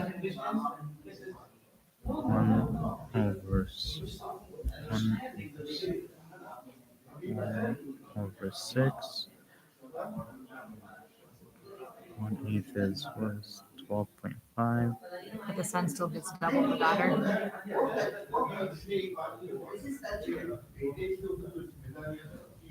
Yes. So you get. So I'm you sorry. divide the wife, So- you divide the parents, and then whatever remains, he gets So double the daughter.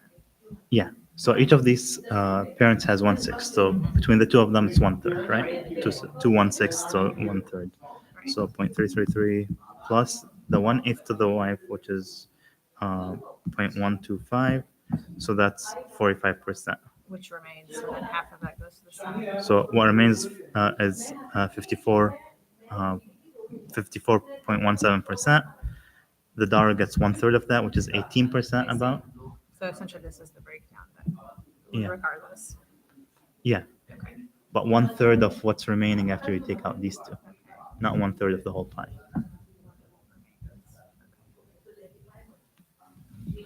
Assalamu alaikum, Sayyidina. Oh.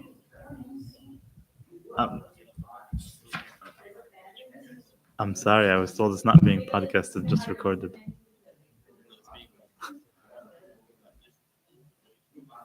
Okay.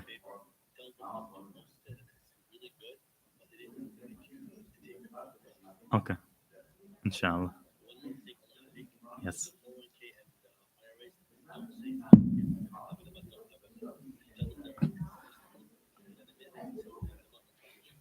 Yeah, I got you. I got you. No.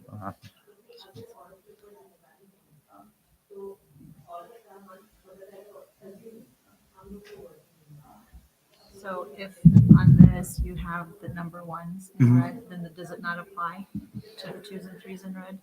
Or do you still apply it to the twos and threes? So the twos and threes in red, Uh-huh, they're still within the first tier, right. but they are less than the of those. So if there is let's say a grandson or a great grandson, then no one in blue is gonna inherit. But still, Do you divide still to these first? yes, yeah. Okay. Um, So you divide to these first and then to these as well, or do these not apply because you have the number one in red? so if you have the number one in red, the number two will not. So like in this example, like let's say you divided this, but you did have grandchildren. Yeah, you because don't there are apply. children, then grandchildren will not. Okay, so then that's tier technically one Yeah. of one, and then this is two of one. Yes, exactly. All right, perfect. Is with so my situation, for example. So I missed the very beginning. But what was the division between the wife and two daughters? Let's see if I pass away. Wife and two daughters. Yeah. So, I think I missed that portion. so the two daughters would be 2/3, right? 2/3. Okay. All right. Yeah, and then the wife would be 1/8 1/8. Okay. because you have children. So for sure it would be 1/8, and then it would depend on whether you have parents or not, siblings or not. So But the non-believer, that situation, that's across the board, right? Parents and Yeah. siblings and all that. Okay. All right. So yeah, my situation's kind of easy. Yeah. And then and if I understand right, the remainder, it's the remainder. Whatever, however we want to distribute it. Because like No. if it's 1/8 and then 2/3, yeah, that's not so the remainder would go back and be divided amongst them. only them. Only Okay. them. All right. Yeah, the remainder of the 2/3, and then the 1/3 you can Okay. dictate in whatever way you want. Okay. Okay. All right. Okay. Okay. All right. There are some pizza outside. Thank you. I just ate. Yeah, why not? I appreciate it. Is there anything to drink? There's something. Let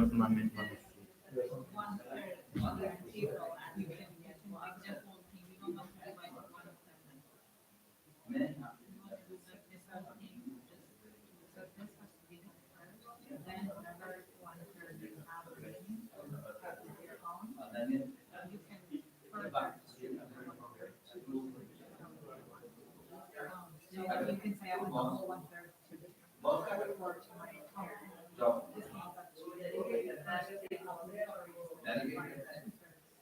This means that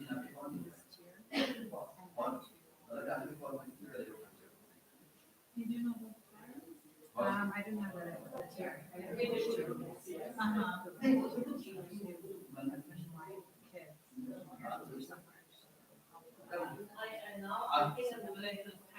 If you I was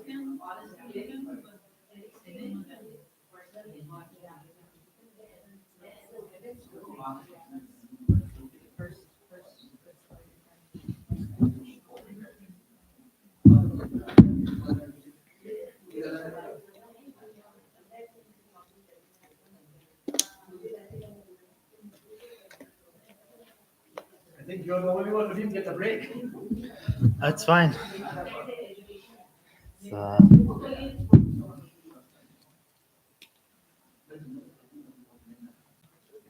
as long as I'm not the only one that's awake.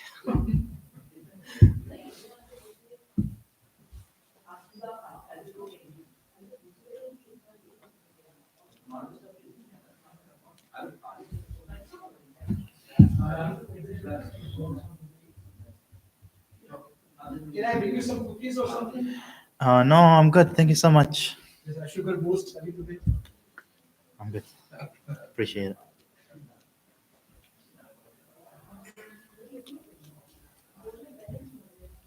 Yeah. I know they bombarded you with a lot of questions, right? It's actually good because Absolutely.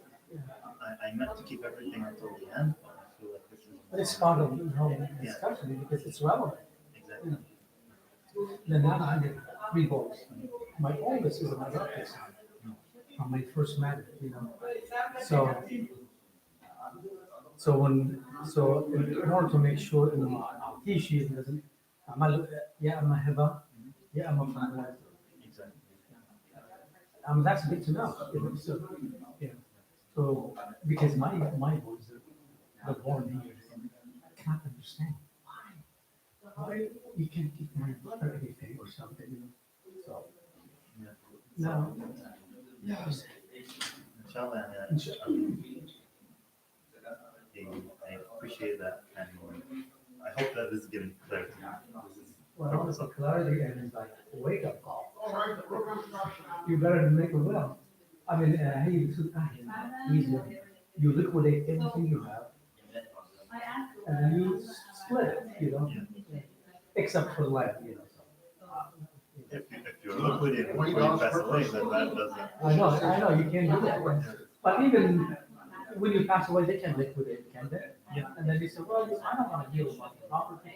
Let's sell, and whatever that amount of money we divide 1/3, 2/3, and you guys. And sometimes when you have sons, it's easy. You don't have daughters, you know. Whatever you have, you know. Now, it seems to be for the wife. Usually when you know, marriage.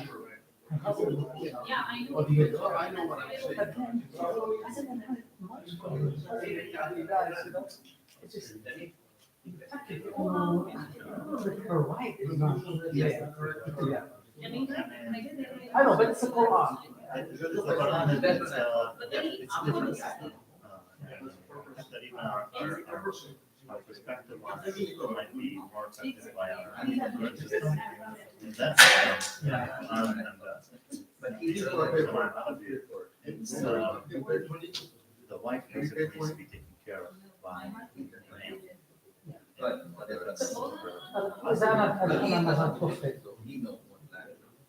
That means many boys can kick their mom from the house. I mean, however, you know, Exactly. Ethically, they wouldn't. that's why I want to make sure that I take care. Yeah. Exactly. No, I understand completely. And هلا معظم القراء مش مشكلة. We'll wait until the sheet passes. They can delay it, but can they delay it? لحتى انه مثلا يكون عندك الام عايشه اذا until she's deceased then we can divide. Even though we're not انه البيت مش كله للام بس الاولاد no.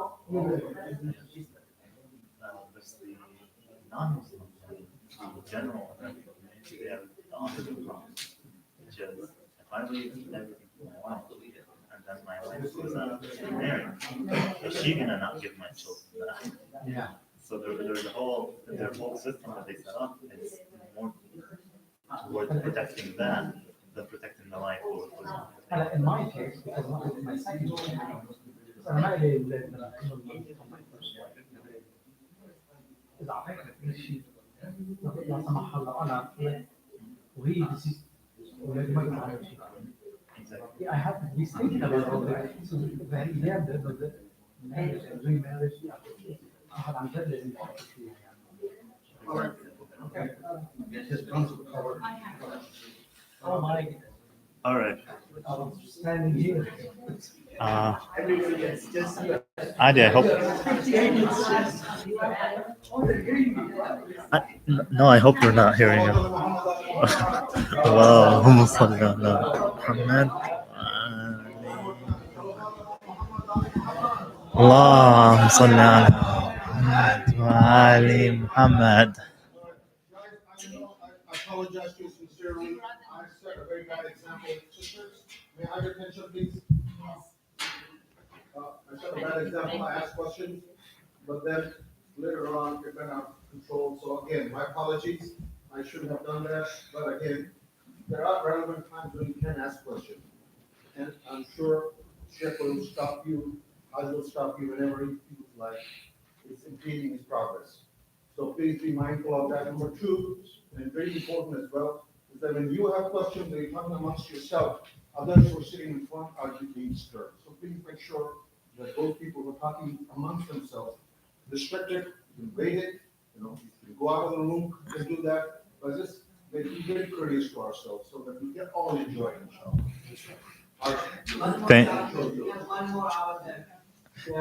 Thank you, Brother Jamil. So 1 hour left. I see that I scared only about 20% of you, so that's good. That's good.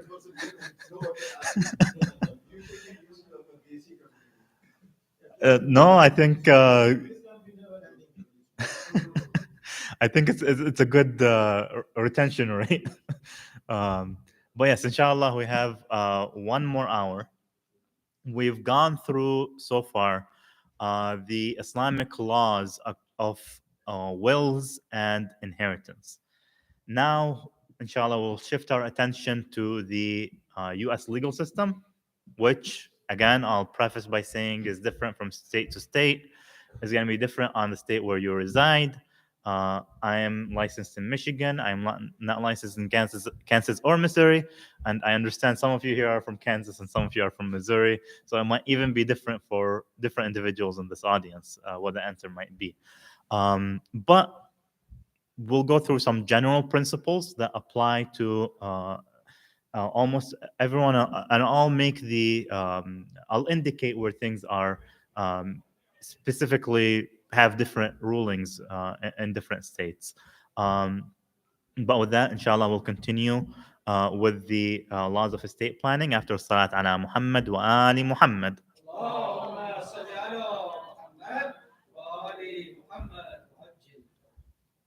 So, first thing to address is the laws of intestacy, which I referred to very early on in the session, which are the laws that determine what happens if you die without a will. So if you die without a will, there's a set of laws in the legal code that govern what happens to your property. And this differs from state to state, but generally, the surviving spouse usually gets the biggest share. that could be 50%. If it's a smaller estate, that could be the entirety of the estate. A state like Michigan says, for example, a surviving spouse might get 125,000 plus 50% of everything else. So again, differs from state to state, but the major focus is the surviving spouse. Children and parents could also be heirs. Most likely, children will be heirs. If, for example, half is given to the wife or to a surviving spouse, husband or wife, then the rest might be given to children.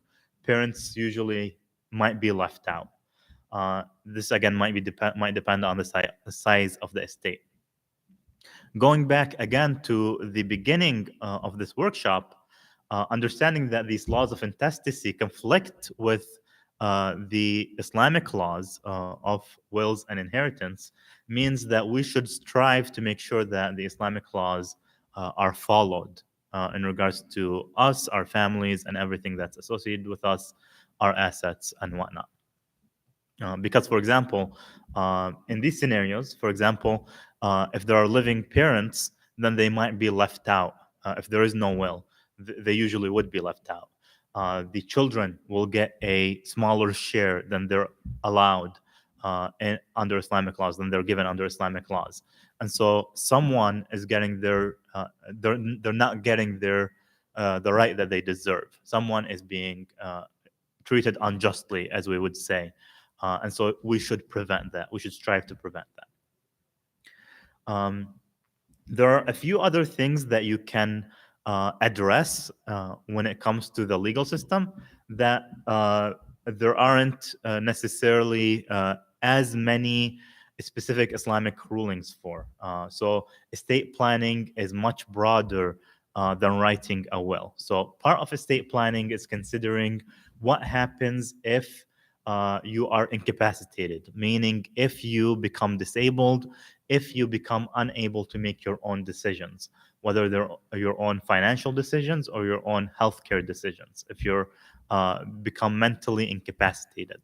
Under Islamic laws, there are specific rules about how the mujtahid can come in and make these decisions for you, about how the believers might be able to come in. But under the legal system, you can give specific directives, give powers of attorney, appoint specific individuals to be making your decisions for you in the event that you are incapacitated. If you lose the ability, for example, to make your own medical decisions, then you could leave a power of attorney that says, for example, if I'm in a persistent vegetative state, or the doctors can correct me on my terminology.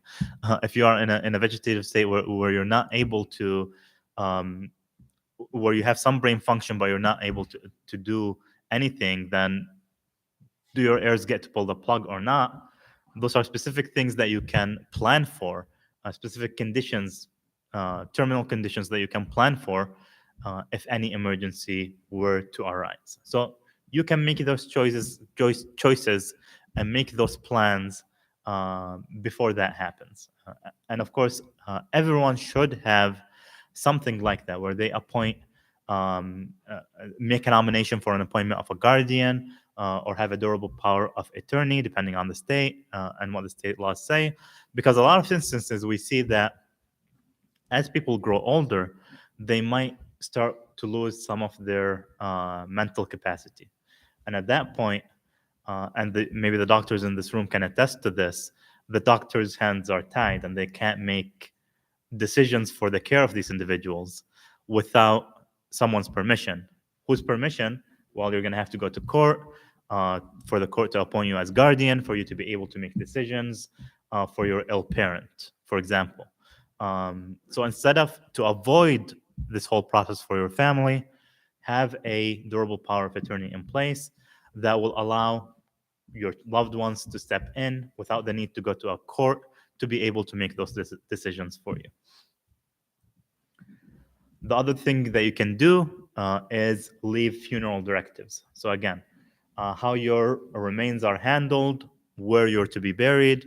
Of course, I'm sure we're all aware something like cremation is not allowed in Islam, but those are the general things that are considered in funeral directives in the U.S. legal system. For us, we would say, I would like to be buried in accordance to the Islamic rules, and I would like to be buried, for example, in this specific plot. If you have, for example, a plot that you've already purchased for your burial, maybe a family plot, or maybe you'd like your body to be transported to Najaf where it's recommended to be buried. So those are all considerations that you could take into account when making your funeral directives. You can also account for your minor children. So think of this scenario. What happens if an emergency happens today? What will happen to your children?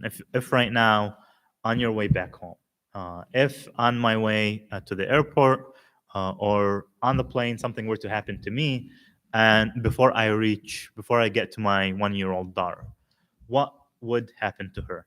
So who is going to take care of your children?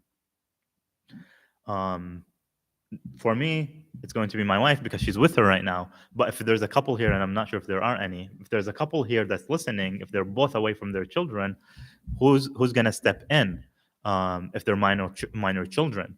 If the police need to be called to the scene to figure out what to do with these children, who are the police going to take them to? Are those children going to end up in foster care, even if it's temporarily, just until the police figure out what relative to give these children to or where to put them? These are all things to consider in terms of what happens to our kids if anything happens to us. Also, how should they be raised? Are there any specific principles or values that you want to be passed on to your children? How do you pass on those principles and values to your children in the case that you pass away? Are there specific individuals that are qualified to pass on these things to them? These should form part of your decision making in terms of who takes care of your kids if something happens to you. Who, in the kind of American cultural system, we have what's called godparents, people that will step in if something happens to you.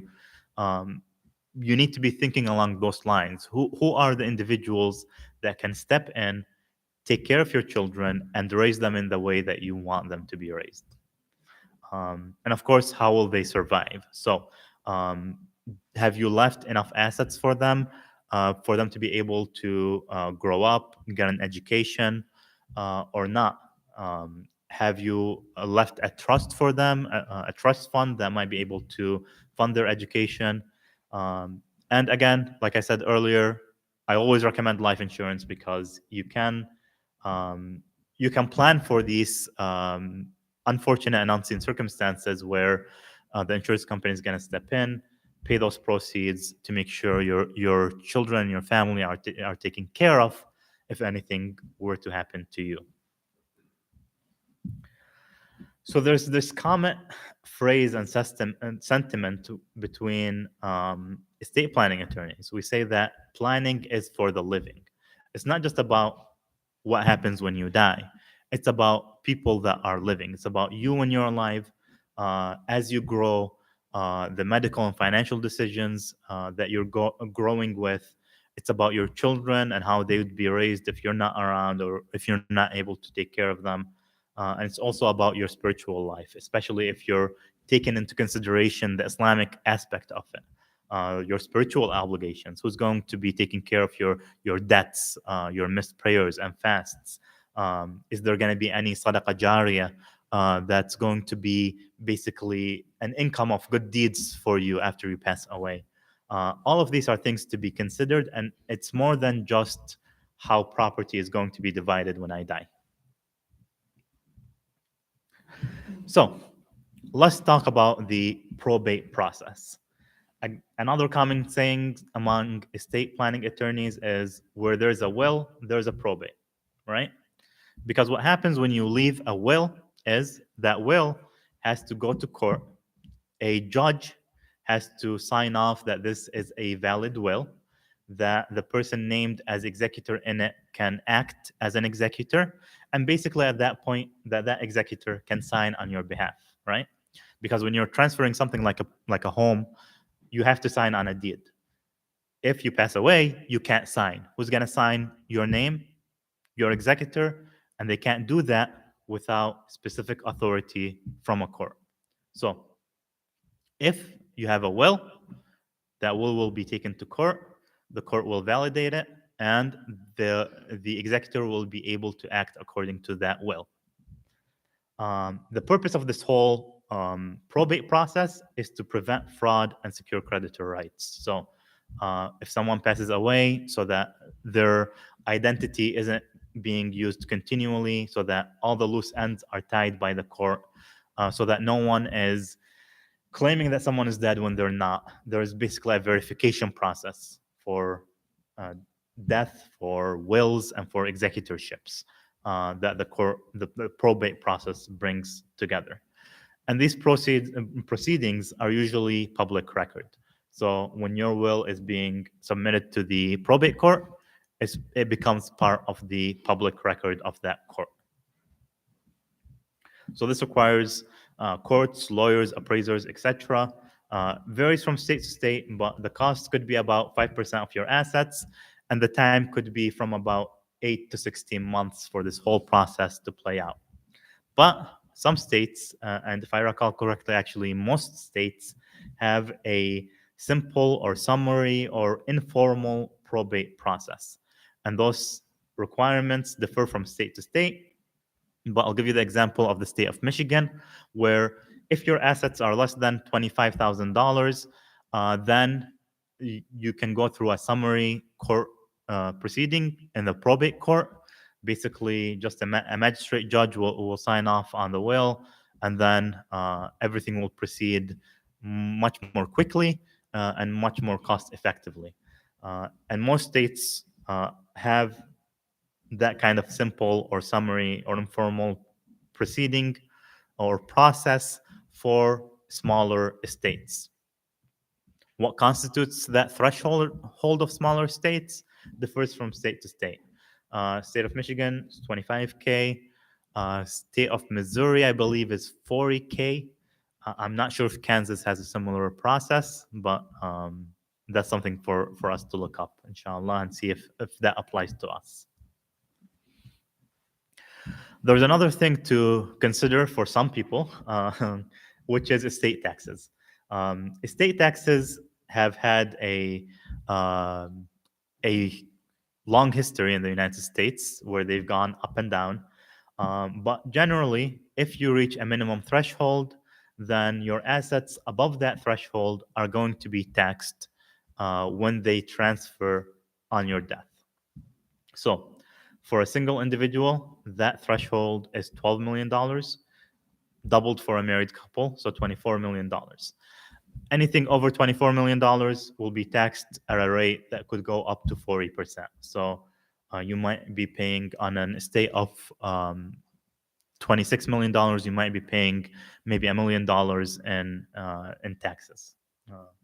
So now that's only about 1% of American households. And statistically speaking, I don't think any of us are in that range. And if you are, then hire me. But that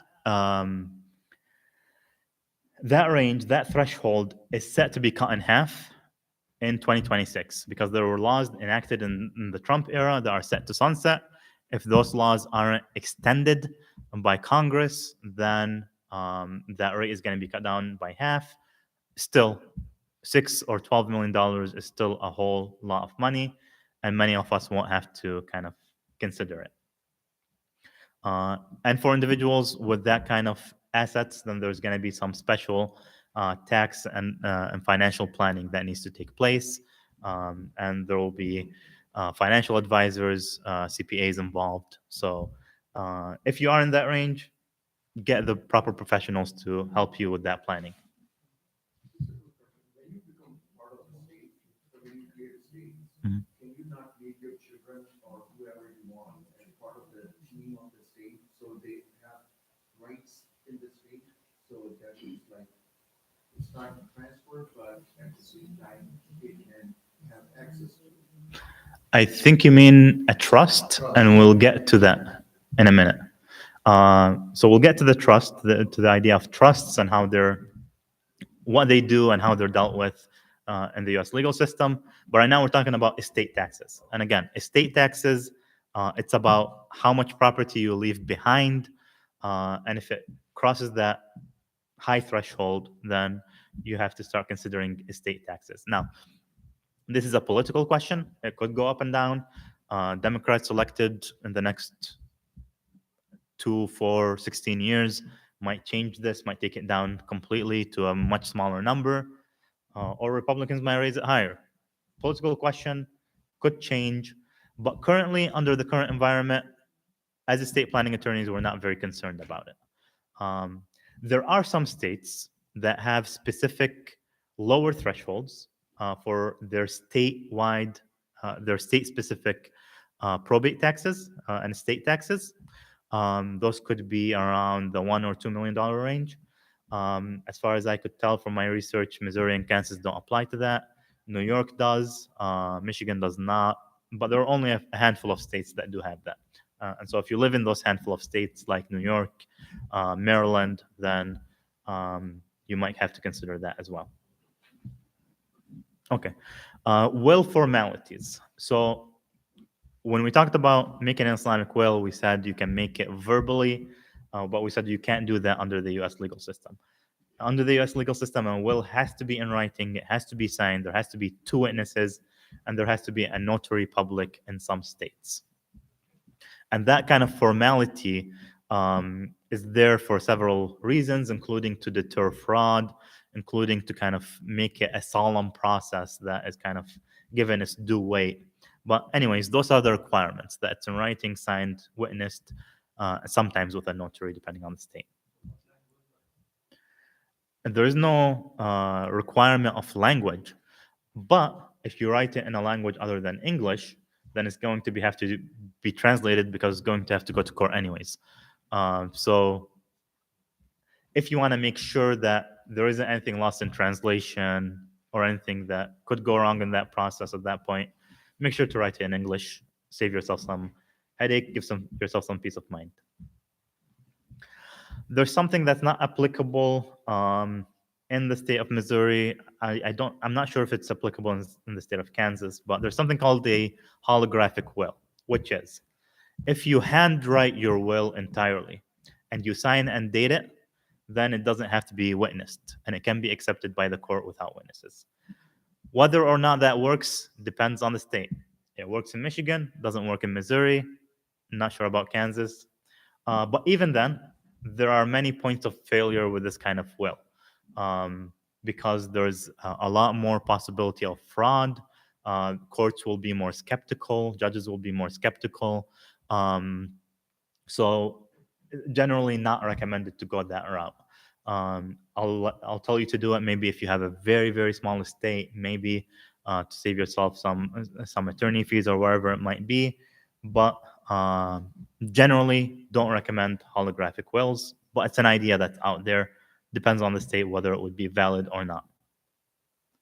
In some states, they won't recognize a will if you wrote it while you resided in that state, but if you wrote it by your hand while you resided in a different state that does recognize it, then it could be recognized in your current state. It gets complicated. So again, generally not recommended. So what can't a will do? Your will can't avoid taxes. Again, that might not be it might not be a concern, but if it is a concern, your will won't be avoiding those taxes for you.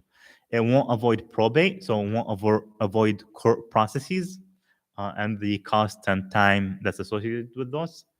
It won't affect jointly owned property. So as we discussed earlier, if you and your wife own a house jointly, that joint ownership is joint ownership with right of survivorship. Then when one of you dies, the other one will own 100% of the house. No need to go to a court to sign on any document for that. It basically happens automatically. whether it's a house, whether it's bank accounts, but any joint property with right of survivorship is going to be transferred that way. And then also it doesn't affect something like life insurance, which operates in accordance to its own policy, its own contract, and it's basically not within that process, not within the probate process. I knew I had a slide on this. Jointly owned property. So that's when both parties hold title to the asset with right of survivorship. So if one of them dies, their right expires. So me and my wife, both our names are on the house. When I die, my name gets crossed out, her name remains, she becomes full owner of the house. That's how it works. It's state dependent, so how your state handles that kind of property is different, whether it's a community property state or individual property state or a mixed property state. That's a whole separate area of law for that, and it's more familiar to us when we're talking about maybe divorce, because that's when it becomes maybe even a bigger problem for couples than it is with estates. But it's state dependent and it differs from state to state. Like I said earlier, it's not recognized by Muslim scholars. So if my name and my wife's name are on one asset, for example, a house, then most likely that's going to be 50-50. Unless there's some kind of other indication that was different, that was not 50-50, that was, let's say, 75-25 or something else. But again, because our scholars don't recognize it, you would have to look at, for example, if I pass away, look at my ownership in the house, that 50%, and make sure that it gets passed along properly in accordance to the laws of wills and inheritance that we discussed in the first 2 hours. Okay, moving on to trusts. Trusts are, a trust is a fictional entity, a legal entity that's formed for you to be able to pass along some assets without having to go to court. So this is where you start avoiding the probate process. So a trust is an agreement between the grantor, which is you, and the trustee, which, while you're alive, it's you, to hold the property for the benefit of the beneficiary, which, while you're alive, it's you. So you're still holding the property, you're still controlling the property, you're still benefiting from the property, but it's in the name of a trust, of a legal entity that's not you. So that legal entity could be called, for example, the Ali and Fatima Trust, or the Ali and Fatima Living Trust, or the Ali and Fatima Marital Trust. Depending on the state and the lawyers, they could go by different names or by last names. But that legal entity, that's basically kind of like a corporation, now holds title to that property. What happens is that your trust agreement basically states what happens when you pass away. So who's going to step in as the trustee and who the beneficiaries are going to be. And everything is going to be handled through that. So now, instead of your executor having to go to court to get approval from a judge to sign instead of you, you have the trustee sign instead of the trust, because the property is now in the name of the trust. And so the trustee signs instead of the trust, and that operates entirely outside of the court system most of the time, unless there's some kind of complication. So all of this is to say that trusts create a mechanism for a trustee to step in and take control of this property without need for court intervention. So what could you use this trust for? Number one, avoid probate. So it could be cost and time savings for you. Again, depending on how big or how small your estate is, that might be relevant or it might not be. It's also used for tax planning. Again, if your estate is at a level where estate taxes are a concern, then trust could help you with that planning process. It also provides privacy. Like I said, a will is entered into the public records of the court. A trust does not go to court, and so is not part of public record. It also allows for continued planning.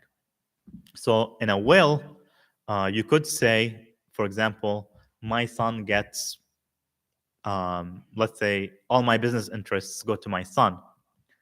But that is only a one-time transfer, whereas a trust allows for something that's more continual. So for example, you could put something in a trust and instruct the trustee to spend for the maintenance or education of your son as the son grows. This is especially important for minors and for children with special needs.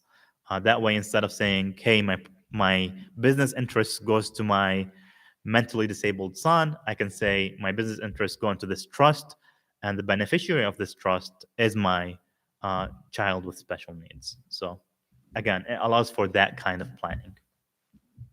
It also allows for legacy planning. So it allows for charitable causes and sadaqah jariyah. Whether you want to give an outright gift in a will to a particular organization, or basically if your estate is large enough for you to set up basically your own nonprofit, your own organization through a trust when you pass away, that's something that you could consider if you're in that, if your estate is large enough for you to even consider that. And that might not be relevant for some of us, but it could be relevant for some who have enough that they want to make sure that there is something left behind for them, for their legacy, for their sadaqah jariyah. So how do you create a trust? So first of all, you have to think about the goals and purpose of the trusts, because there are multiple different types of trusts. Again, trusts go through state laws, and they're governed by state laws, so it could differ from state to state. There isn't usually a lot of differences from state to state, but just so we're aware, it's governed by state law. But there are multiple and different types of trusts, and what kind of trust you want to create depends on the goals and the purpose that you might have for that trust. So is this a trust that you're creating for your wife or for your surviving spouse to make sure that she's taken care of while she's alive, and then maybe the trust goes for another purpose? Is it to meet the needs of a special needs child? Is it for tax planning needs? All these different needs have different types of trusts associated with it. They are set up in different ways, different kinds of trustees, different kinds of beneficiaries. And so that will dictate how you set up the trust and the type of trust that you'll be setting up. And then what assets will the trust hold? So is it going to hold everything that I own so that everything transfers through the trust? Or is it going to hold a limited amount of property? So for example, is it only going to hold my business interests because they're going to have to be transferred in a different way than the rest of my property? For most people, they'd set up a trust and they would put everything that they can in it. Their house, their business interests, their financial assets, everything goes in that trust. And then whatever can be put in the trust, for example, you might not be able to put a car in the name of the trust because of insurance issues. That is transferred by will from when you pass away, transferred directly into the trust. And then the trust document is going to have the breakdown of who inherits you. So it's going to have the breakdown of the 1/3, of the 2/3, of the obligations, of the specific shares. All of that can be outlined in your trust.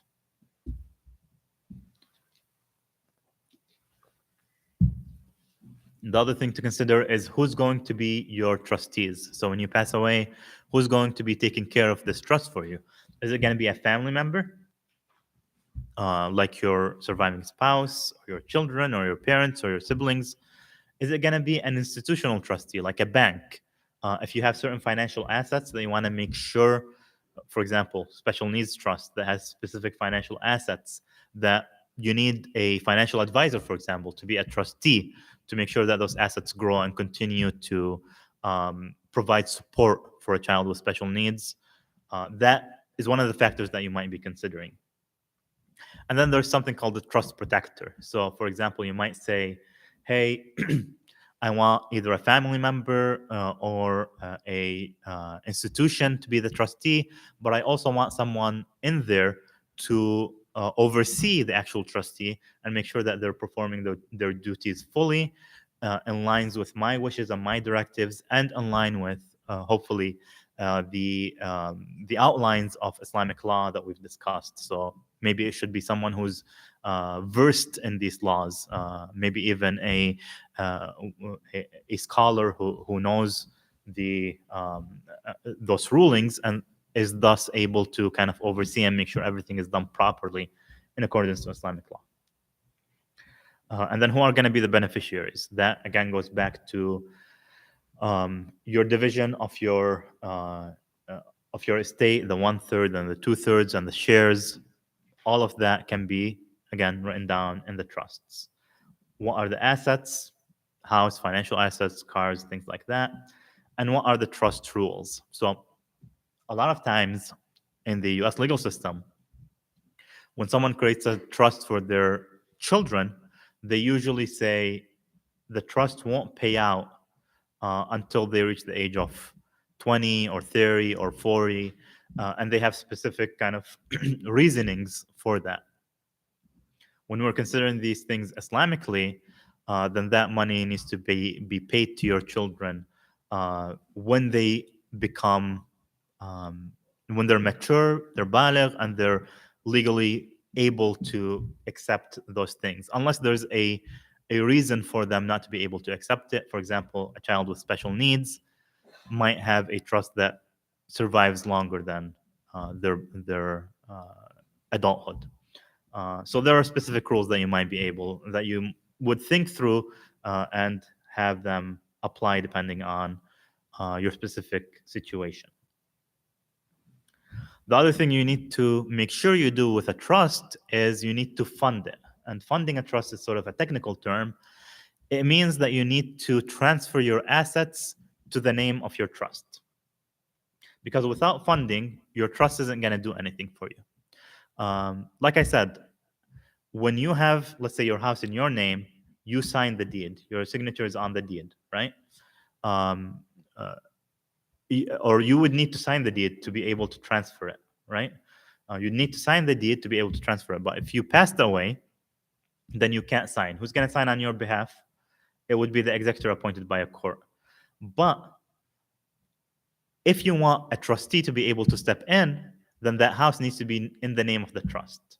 So you need to write a deed from you to your trust, assigning title to the property from, say, Ali Banoon to the trust of Ali Banoon or the Ali Banoon Living Trust.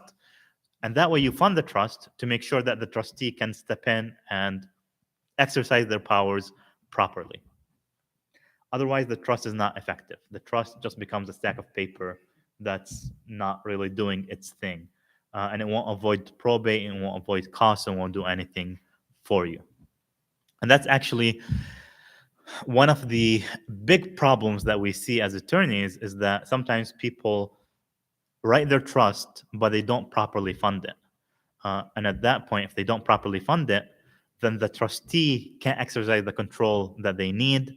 There still needs to be court involvement, and basically you've negated the entire purpose behind creating a trust.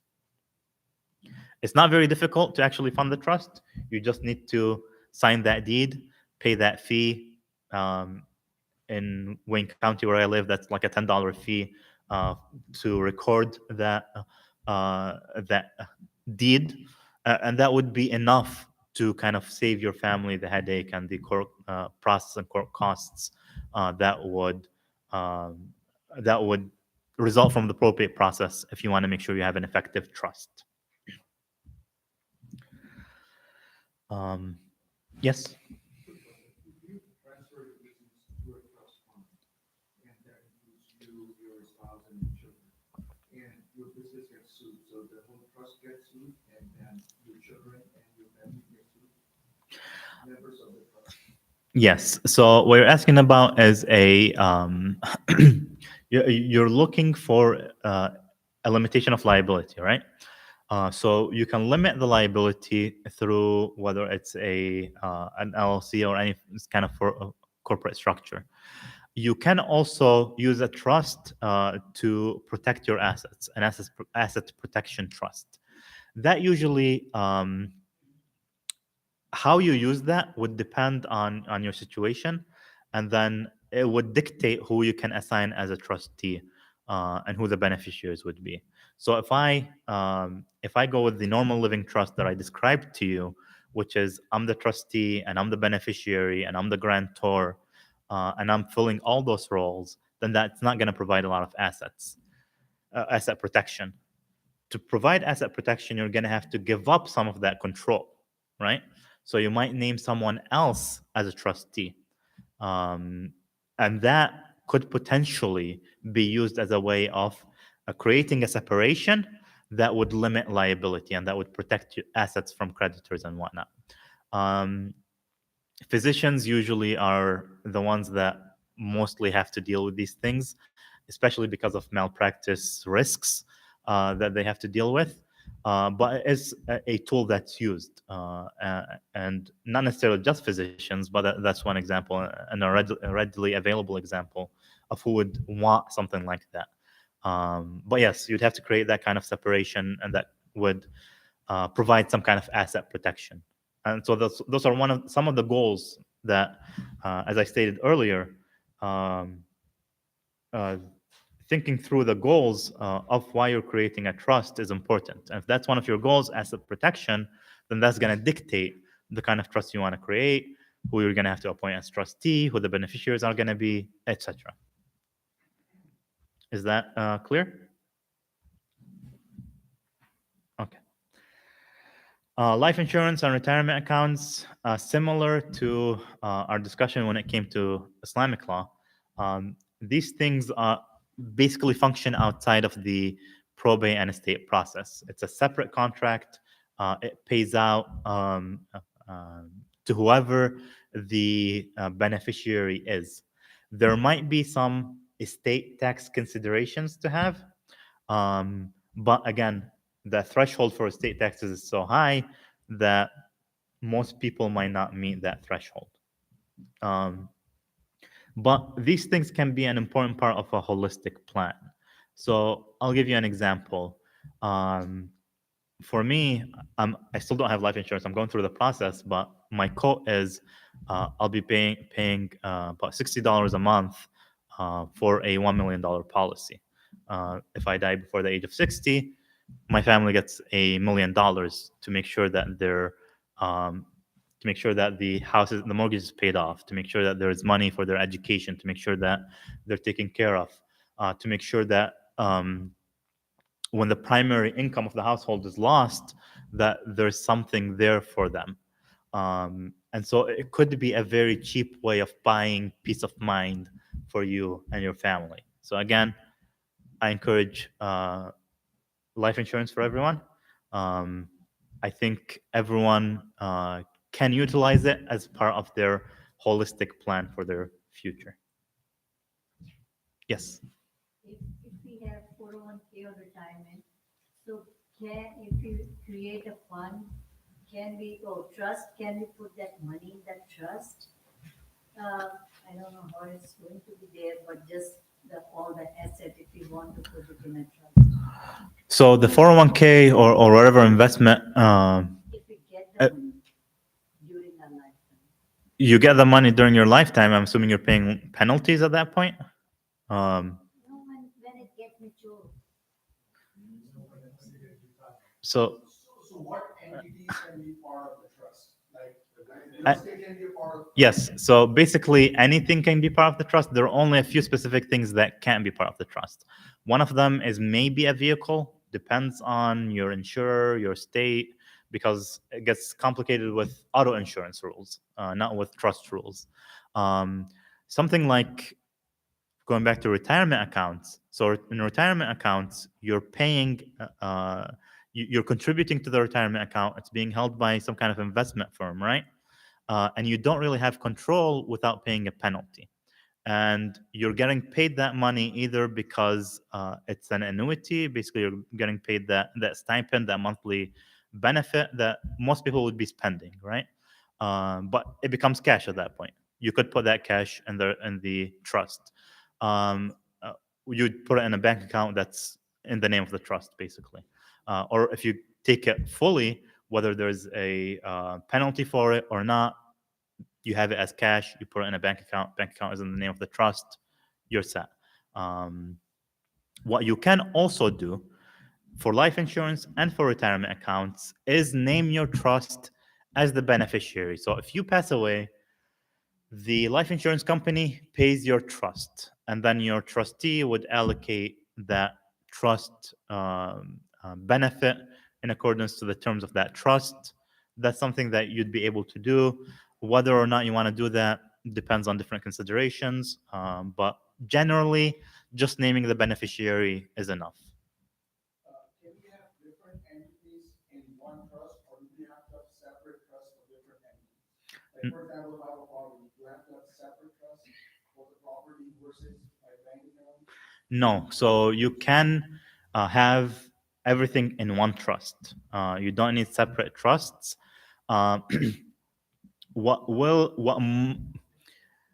So the simple answer is yes. Everything can be in one trust.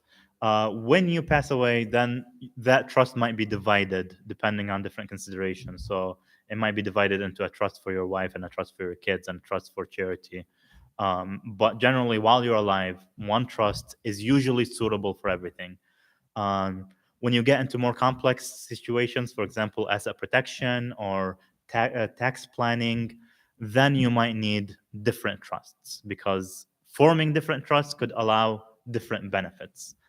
For example, if you have a big life insurance policy, then it might need a separate trust for it to go into to avoid estate taxes. But again, So another question comes in my mind. The threshold is limited per trust. The threshold where we say after 12 million, you'll be paying 4% tax, right? no, it's limited per individual. So you could have one trust or you could have multiple trusts, but it's still limited. But there are certain rules that will allow you to kind of allow you to sidestep some of these rules, and it gets a little complicated. Again, for for tax planning purposes, you might be able to create what's called an ILIT, and a life insurance trust, basically, that's its own separate thing, its own separate kind of legal structure. But for most people, one trust will do what you need to do. Yeah. You had a question? Other than like a primary residence, what are the most common assets people put in trust? Bank accounts, financial assets like maybe stocks, certificates of deposit, things like that. You can even like personal property put in a trust, and what you would do is you would write basically kind of like an affidavit saying that a statement that you transferred this property to the trust. You might even get like if you have, for example, let's say gold, that's being held by you and not being held by some kind of other firm or entity or investment group. You can, for example, get a deposit box. That deposit box is in the name of the trust, and put things in that deposit box. A lot of things you can do, but generally anything can go in there. I don't know if this is correct or not. For Mhm. example, if you create a trust and then you have a trustee, which is you also one of them, or 2 or 3 trustees can be, and then those can write a will for that trust. Write a will? Yeah, how to divide that trust after the death or whatever. So you can. I wouldn't recommend it. Why? You should kind of.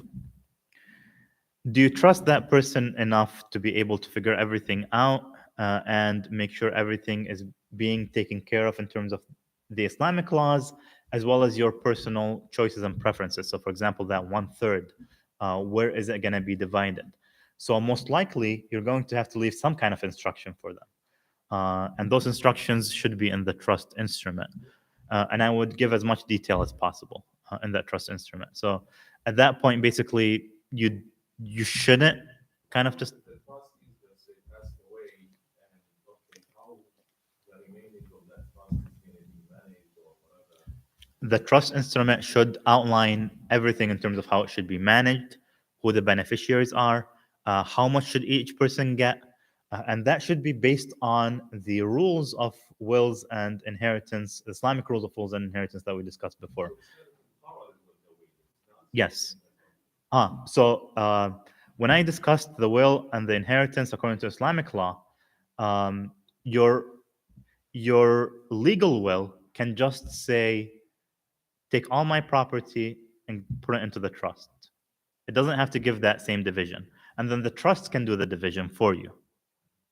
Right? So as long as that division is happening, it doesn't have to be within the legal will. It can be within the trust instrument.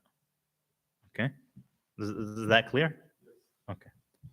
So if there's a contradiction between the will and the trust, like, someone dies and he has a different will, but then he assigns a trustee for that. Uh-huh. So which will supersede? I mean, the trustee who says that will be divided by this much or one will.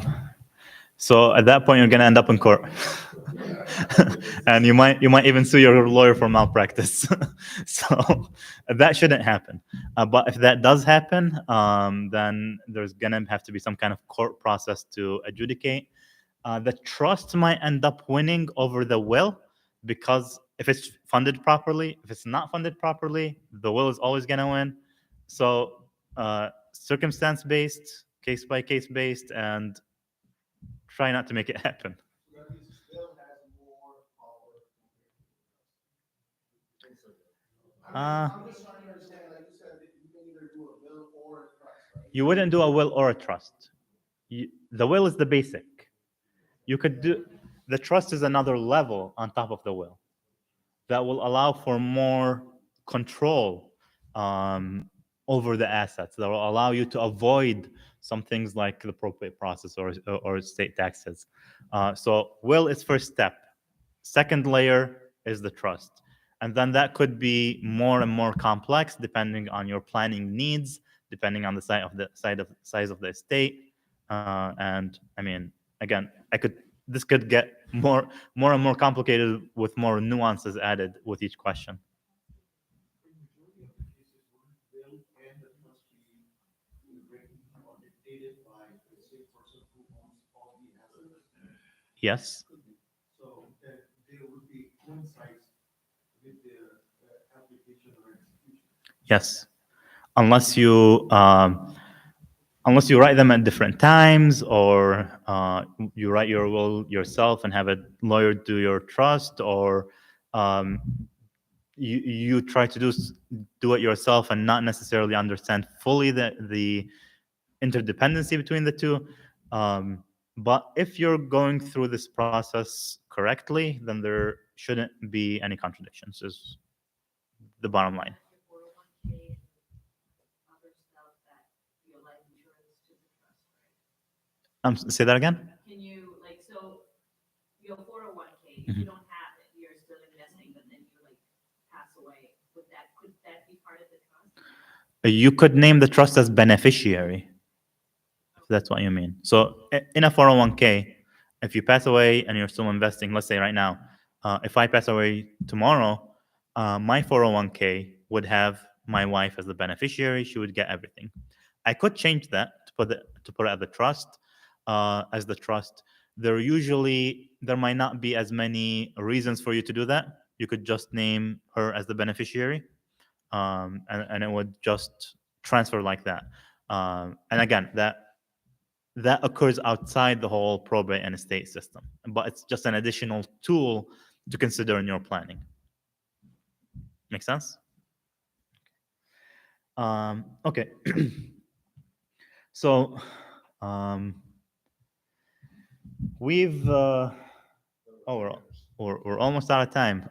I was hoping we'd have about 30 minutes for questions, but I think I've taken most questions so far. So hopefully there aren't a lot of questions outstanding. Just some final thoughts. Our scholars and our hadith, our narrations, they always emphasize this general rule of wisdom, which is that the believer should be wise and should be fair in their decisions. And this also applies in making a will and in making those divisions, especially that 1/3 that you control, whether you decide to get life insurance or not, whether you decide to make a trust or not. All of this should be done wisely. How do you judge whether it's wise or not? This is the narration that one of the scholars referred back to, which is Imam Sadiq says, one who is just in his will is like one who gave that money to charity during his lifetime.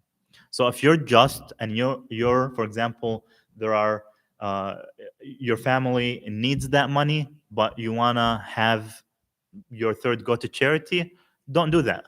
Make sure your family's taken care of, and that's as good as donating to charity. Because making sure that they're your first responsibility, and so taking care of them is the best form of charity. One who is unfair in his will shall meet God Almighty on the day of judgment, and he will turn away from him. So if you decide to not go through the proper processes or not write the will in the Islamic way, or if you decide to, even though your family is poor, you decide to give that 1/3 to charity or in some other way, that's not something that Islam wants from us. Islam wants us to be to do things wisely, to make sure people's rights are protected, to make sure that we put in place the processes to make sure that our family is taken care of. And so that should be the priority in all of this. And it's more than just about assets and how assets are divided. Planning is about what you want for yourself and for your family. It's about your values and your principles. It's about your spiritual well-being. It's about those missed fasts and missed prayers and Hajj and obligations and debts and zakat and khumus. All of those have much higher priority than that 1/3, 2/3 division and all of that.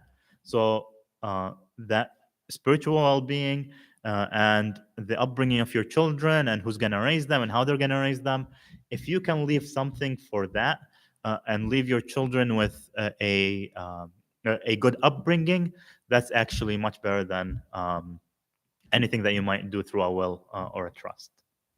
So all of this planning and all of these considerations that we're making, again, it's not just about dividing assets in percentages and doing all the math. That's part of it, but that's not the important part. The important part is thinking through these values and principles. And of course, we have to realize the inevitability of death, that each one of us will pass away. And so we need to make sure that we're ready for that, spiritually and financially with our family. If we have those missed fasts and prayers, we should make sure that we try to actually make them up. We should start making them up. We should, if we can afford to pay the zakat and khumus, to actually pay it. In the event that we can't, that's when the will steps in. That's when the will, when you can write a will and tell, hey, my loved ones, you should do this on my behalf because I tried and I couldn't. But realize the inevitability of death. Start taking care of these things.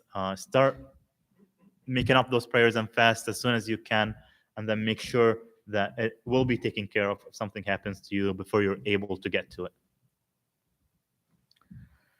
And of course, peace of mind is priceless. If something happens to you, who's going to be taking care of your kids? Is there going to be enough to make sure that they're well taken care of? Do you have a legacy that you want maintained? Whether it's a charitable legacy, like a specific nonprofit cause that you want to champion if you're affluent and are able to do that, or even if it's an intellectual legacy, where's your intellectual property? Is it just going to be lost if something happens to you? If you've been, for example, writing a book, a lot of people consider digital estate planning, which is who holds the passwords to your digital accounts, from social media to banking to everything else. All of that needs to come together, and you need to make sure that all of this is taken care of, and that you have the peace of mind that if anything happens to you, it's all there and it's all maintained. Those were my final thoughts. Open up for questions. I saw late. Okay, is there any PDF file or any form or anything already there, or you did it, where we can have the titles and then we can put our information in there?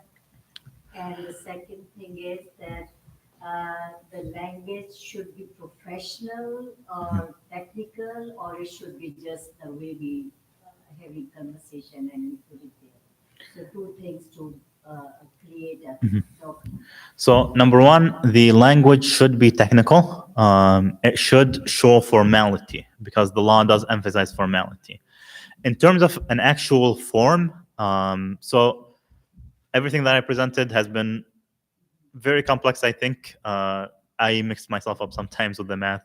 So if you think that you're up to the challenge and you want to do this, I can't give you a form because that would constitute legal advice. I can't give you a form because that would constitute legal advice. If anything happens, la samahallah, I get sued for malpractice. I can't do that. But for general information and not as legal advice, the best form I've seen that's Islamic in nature was published by Sayyid Mahamed Rizvi in Toronto, and it's available online.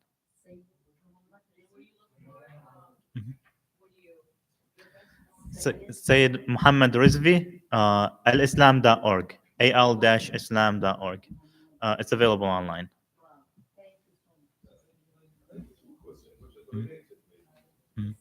With regard to the legal documentation and again how the will divided Islamically, what if you want to assign or approve some people who are overseas, for example, your parents, your father, how you can, like, for example, make it legal here? Because some of them will ask you US address or whatever, social security stuff, number, this is So you're asking about foreign beneficiaries to US-based assets and wills or trusts. That's right, yeah. There, I haven't seen any problems with that specifically. So you can name, let's say, your father who's overseas as a beneficiary, and then either the court process, if it's a will, if you went through the process and created an estate, then the trustee can make that kind of transfer. It's usually, as far as I've seen, I haven't seen any problems with it. Where there is problems is where you have foreign assets that you want to consider in your will, and then at that point, that might create problems. This is my second question. Can you have two wheels, one for here, one for overseas, and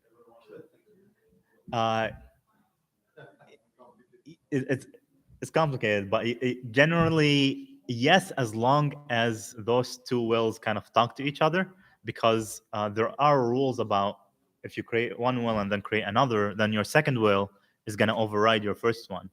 But if you make sure that they're written either simultaneously or they reference each other, and then make sure that, of course, everything is being divided properly, because it's all your assets, and so all of it has to be divided the way that Islam dictates. So that's when the trust comes in, because the trust can actually progress beyond that point. yes, yeah. So like international property and trust, the international property could be part of the trust? So it depends on the country where the property is and whether that country is going to allow it. Because, for example, if I have property in Iraq, then I need to make sure that I have the proper mechanisms according to Iraqi law to make sure everything's being complied with my planning purposes. So whether it's a will, whether it's a trust, if a trust even exists in Iraqi law, not entirely sure, but that's something that you'd have to hire an Iraqi attorney for. You write a will here in the US where you, US assets, but then you can include your internet, whatever you're from, assets there, would that like really apply? Uh, It makes sense? it would depend on where your The will.